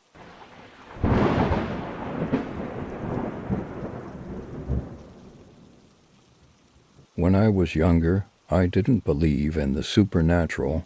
Ghosts, demons, and cursed objects were things of fiction, meant to entertain or scare the gullible. But one day, an encounter with an object that was anything but ordinary changed my life forever. It started innocently enough. My grandmother passed away, leaving behind a small house filled with trinkets and memories. My parents were tasked with sorting through her belongings, deciding what to keep and what to donate. As the eldest grandchild, I was asked to help. Grandma's house was a treasure trove of the past. Every corner was filled with old furniture, knickknacks, and keepsakes from a time long gone. Among these items was a small porcelain doll, dressed in a lace gown, with curly brown hair and glassy blue eyes. The doll was tucked away in a dusty box in the attic, forgotten and alone. I remember picking it up, feeling a chill run down my spine as I brushed the dust off its face. It was beautiful, in a way, but something about it felt off. The doll's eyes seemed to reel, to lifelike, as if they were watching me. I shrugged off the feeling, telling myself it was just an old doll, nothing more. When I showed it to my mother, she smiled. "That was your grandmother's favorite doll when she was a child," she said. "She used to tell me stories about how she would play with it for hours." Intrigued, I decided to keep the doll, thinking it would be a nice memento of my grandmother. I brought it home and placed it on a shelf in my bedroom, not thinking much of it. That night I had the most vivid dream. I was back in my grandmother's house, standing in the attic, holding the doll. But in the dream, the doll's eyes were different, glowing with a malevolent light. It whispered my name over and over, in a voice that was both childlike and sinister. I woke up in a cold sweat, my heart pounding. The room was dark, the only light coming from the street lamp outside my window. I tried to shake off the dream, telling myself it was just a product of my imagination. But when I looked over at the doll on the shelf, I could have sworn its eyes were following me. The next day, strange things began to happen. Objects in my room would move on their own, just slightly out of place. The air felt heavy, like I was being watched. At night I heard faint whispers, too quiet to make out, but persistent enough to keep me awake. I tried to ignore it, telling myself it was just my mind playing tricks on me. But the whispers grew louder, more insistent. They seemed to come from the doll sitting innocently on the shelf. The more I tried to ignore it, the stronger the presence became. One night, as I was lying in bed, the whispers became clear. "Let me out," the voice said. "Let me out." I bolted upright, my heart racing. The doll was still on the shelf, but its eyes were glowing, just like in my dream. I felt a wave of terror wash over me, a primal fear that I couldn't explain. I grabbed the doll and threw it into a box, shoving it into the back of my closet. But the whispers didn't stop. If anything, they became more frequent, more demanding. The house felt colder, darker, as if a shadow had fallen over it.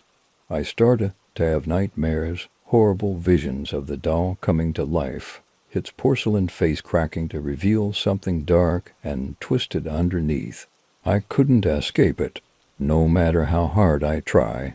The doll was always there, waiting, watching. I finally confided in my best friend, Sarah, about what was happening. She was skeptical at first, but after spending a night at my house, she admitted that something was wrong. She heard the whispers, too, felt the cold, oppressive energy that filled the room. "We need to get rid of it," she said. "This thing, it's not just a doll, it's something else," I agreed, desperate to be free of the terror that had taken over my life. We decided to burn the doll, to destroy it completely. We took it out to a secluded spot in the woods, far from anyone who might come across it. As we prepared the fire, the doll seemed to resist, its glassy eyes glaring at us. with a hatred that felt almost human. But we pressed on, determined to end whatever curse had lashed onto me. The flames roared to life, and we threw the doll in. For a moment, it felt like the world held its breath. The fire crackled and hissed, the flames licking at the doll's dress. And then the most horrifying thing happened. The doll screamed. A high-pitched, unnatural wail that sent chills down our spines. The sound echoed through the trees, making my blood run cold. We stood frozen, watching as the doll was consumed by the flames. The screaming stopped, replaced by an eerie silence that hung in the air. The fire eventually died down, leaving nothing but ashes behind. For a while, I thought it was over. The whispers stopped, the nightmares faded, and I started to feel like myself again.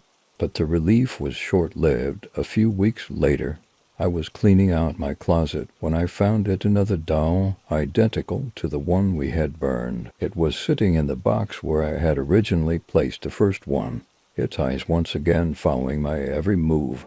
I didn't know how it got there, and I didn't want to know. I grabbed the doll and drove to the nearest river, throwing it into the water with all my strength. I watched as it sank beneath the surface, hoping that would be the end of it. But deep down, I knew the truth. You can't destroy something like that. Whatever dark force was tied to the doll wasn't bound by fire or water.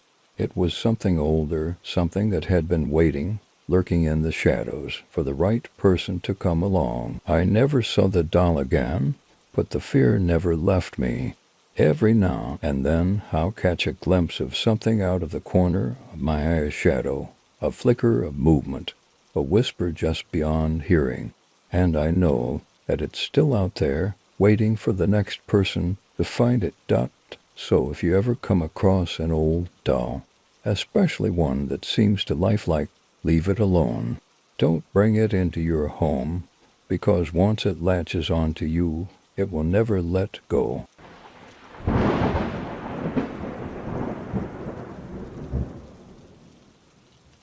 I was never one to believe in possession or the idea that something could take over your mind, body, and soul. But that was before the night I witnessed it happen to my cousin Daniel. Daniel and I grew up together, practically inseparable. We spent every summer at our grandparents' old farmhouse, a place surrounded by dense woods and steeped in local legends. It was our little sanctuary, a place where the outside world didn't matter. But as we got older, our summers at the farmhouse started to change. We still spent our days exploring the woods and our nights around the campfire. But Daniel became obsessed with something dark, something I couldn't understand. It started with the discovery of an old book in our grandfather's study. The book was ancient, bound in cracked leather, with yellowed pages filled with strange symbols and languages I couldn't decipher. Daniel was drawn to it immediately, fascinated by the cryptic text and the unsettling illustrations that accompanied it. "What do you think this is?" he asked me one evening, flipping through the pages with wide eyes. "I don't know," I reply, feeling a strange unease settle in my stomach. Probably just some old folklore or something. Grandpa was always into that kind of stuff. But Daniel wasn't satisfied with that answer. He spent hours poring over the book, trying to decipher its secrets. He became withdrawn, spending less time outside with me and more time locked in the study, his eyes glued to those pages. One night I woke up to the sound of whispering. At first I thought it was just the wind, but then I realized it was coming from inside the house. I got out of bed and crept down the hallway, following the sound to the study. The door was slightly ajar, and through the crack I saw Daniel sitting on the floor, the book open in front of him. He was speaking in a low, guttural voice, reciting words in a language I didn't recognize. The air in the room felt heavy, oppressive, like something was pressing down on me. "Daniel," I whispered, pushing the door open.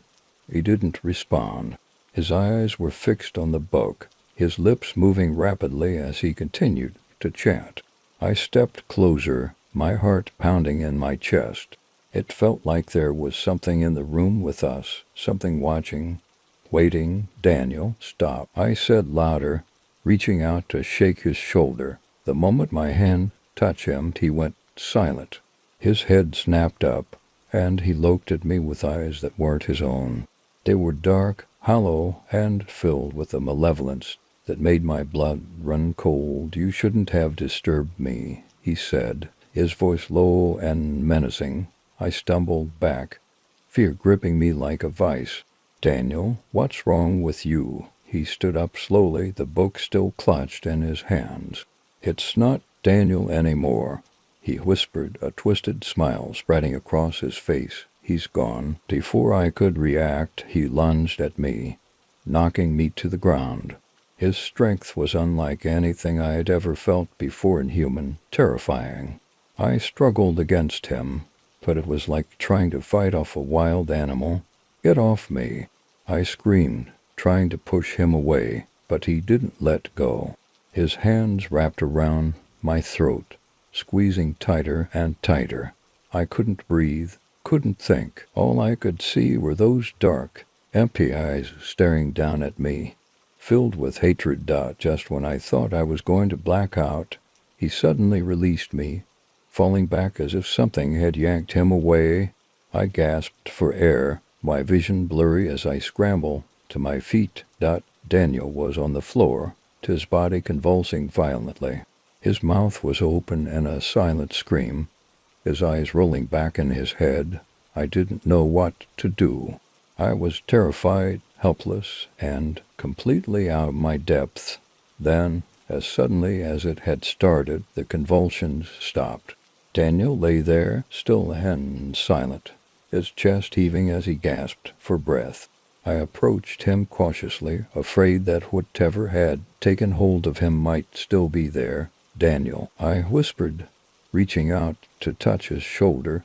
His eyes snapped open, and for a moment I thought I saw a flicker of something dark in them. But then it was gone, replaced by the familiar blue eyes of my cousin. "What happened?" he asked weakly, looking up at me with confusion. I helped him sit up, my hands trembling. You were possessed or something. You were speaking in a different language, and then you attacked me." He shook his head, as if trying to clear it. "I don't remember any of that. The last thing I remember is reading that book." We both looked at the book, now lying on the floor, its pages fluttering slightly in the breeze from the open window. A deep sense of dread settled over me. That book wasn't just some old piece of folklore, it was something far more sinister. "We need to get rid of it," I said, my voice shaking. Daniel nodded, but before we could do anything, the door to the study slammed shut with a deafening bang. The temperature in the room plummeted, and the lights flickered, casting eerie shadows on the walls. "Get out," a voice hissed, low and menacing. We both jumped, our eyes darting around the room, searching for the source of the voice. But there was no one there, just the two of us and the cursed book. "Get out," the voice repeated, louder this time, filled with anger. We didn't need to be told twice. We bolted for the door, yanking it open, and sprinting down the hallway. As we ran, the house seemed to come alive, doors slamming, windows rattling, and that voice echoing in our ears, telling us to leave, to never come back. We didn't stop running until we were outside, gasping for breath. The farmhouse loomed behind us, dark and foreboding, as if it were watching us, waiting for us to return. "What do we do now?" Daniel asked, his voice trembling. "We burn it," I said, my mind made up. "We burn the book and anything else that might be cursed." It took us hours to gather everything, every book, every trinket, every piece of furniture that had once belonged to our grandparents. We piled it all in the backyard, dousing it with gasoline. As we stood there, Matches in hand, I couldn't shake the feeling that something was watching us, something that didn't want us to destroy what we'd found. But I knew we had to do it. Whatever was in that book, whatever had taken hold of Daniel, couldn't be allowed to exist. I struck the match and tossed it onto the pile. The fire roared to life, flames licking at the sky. For a moment, I thought I heard a scream, but it was quickly drowned out by the crackling of the fire.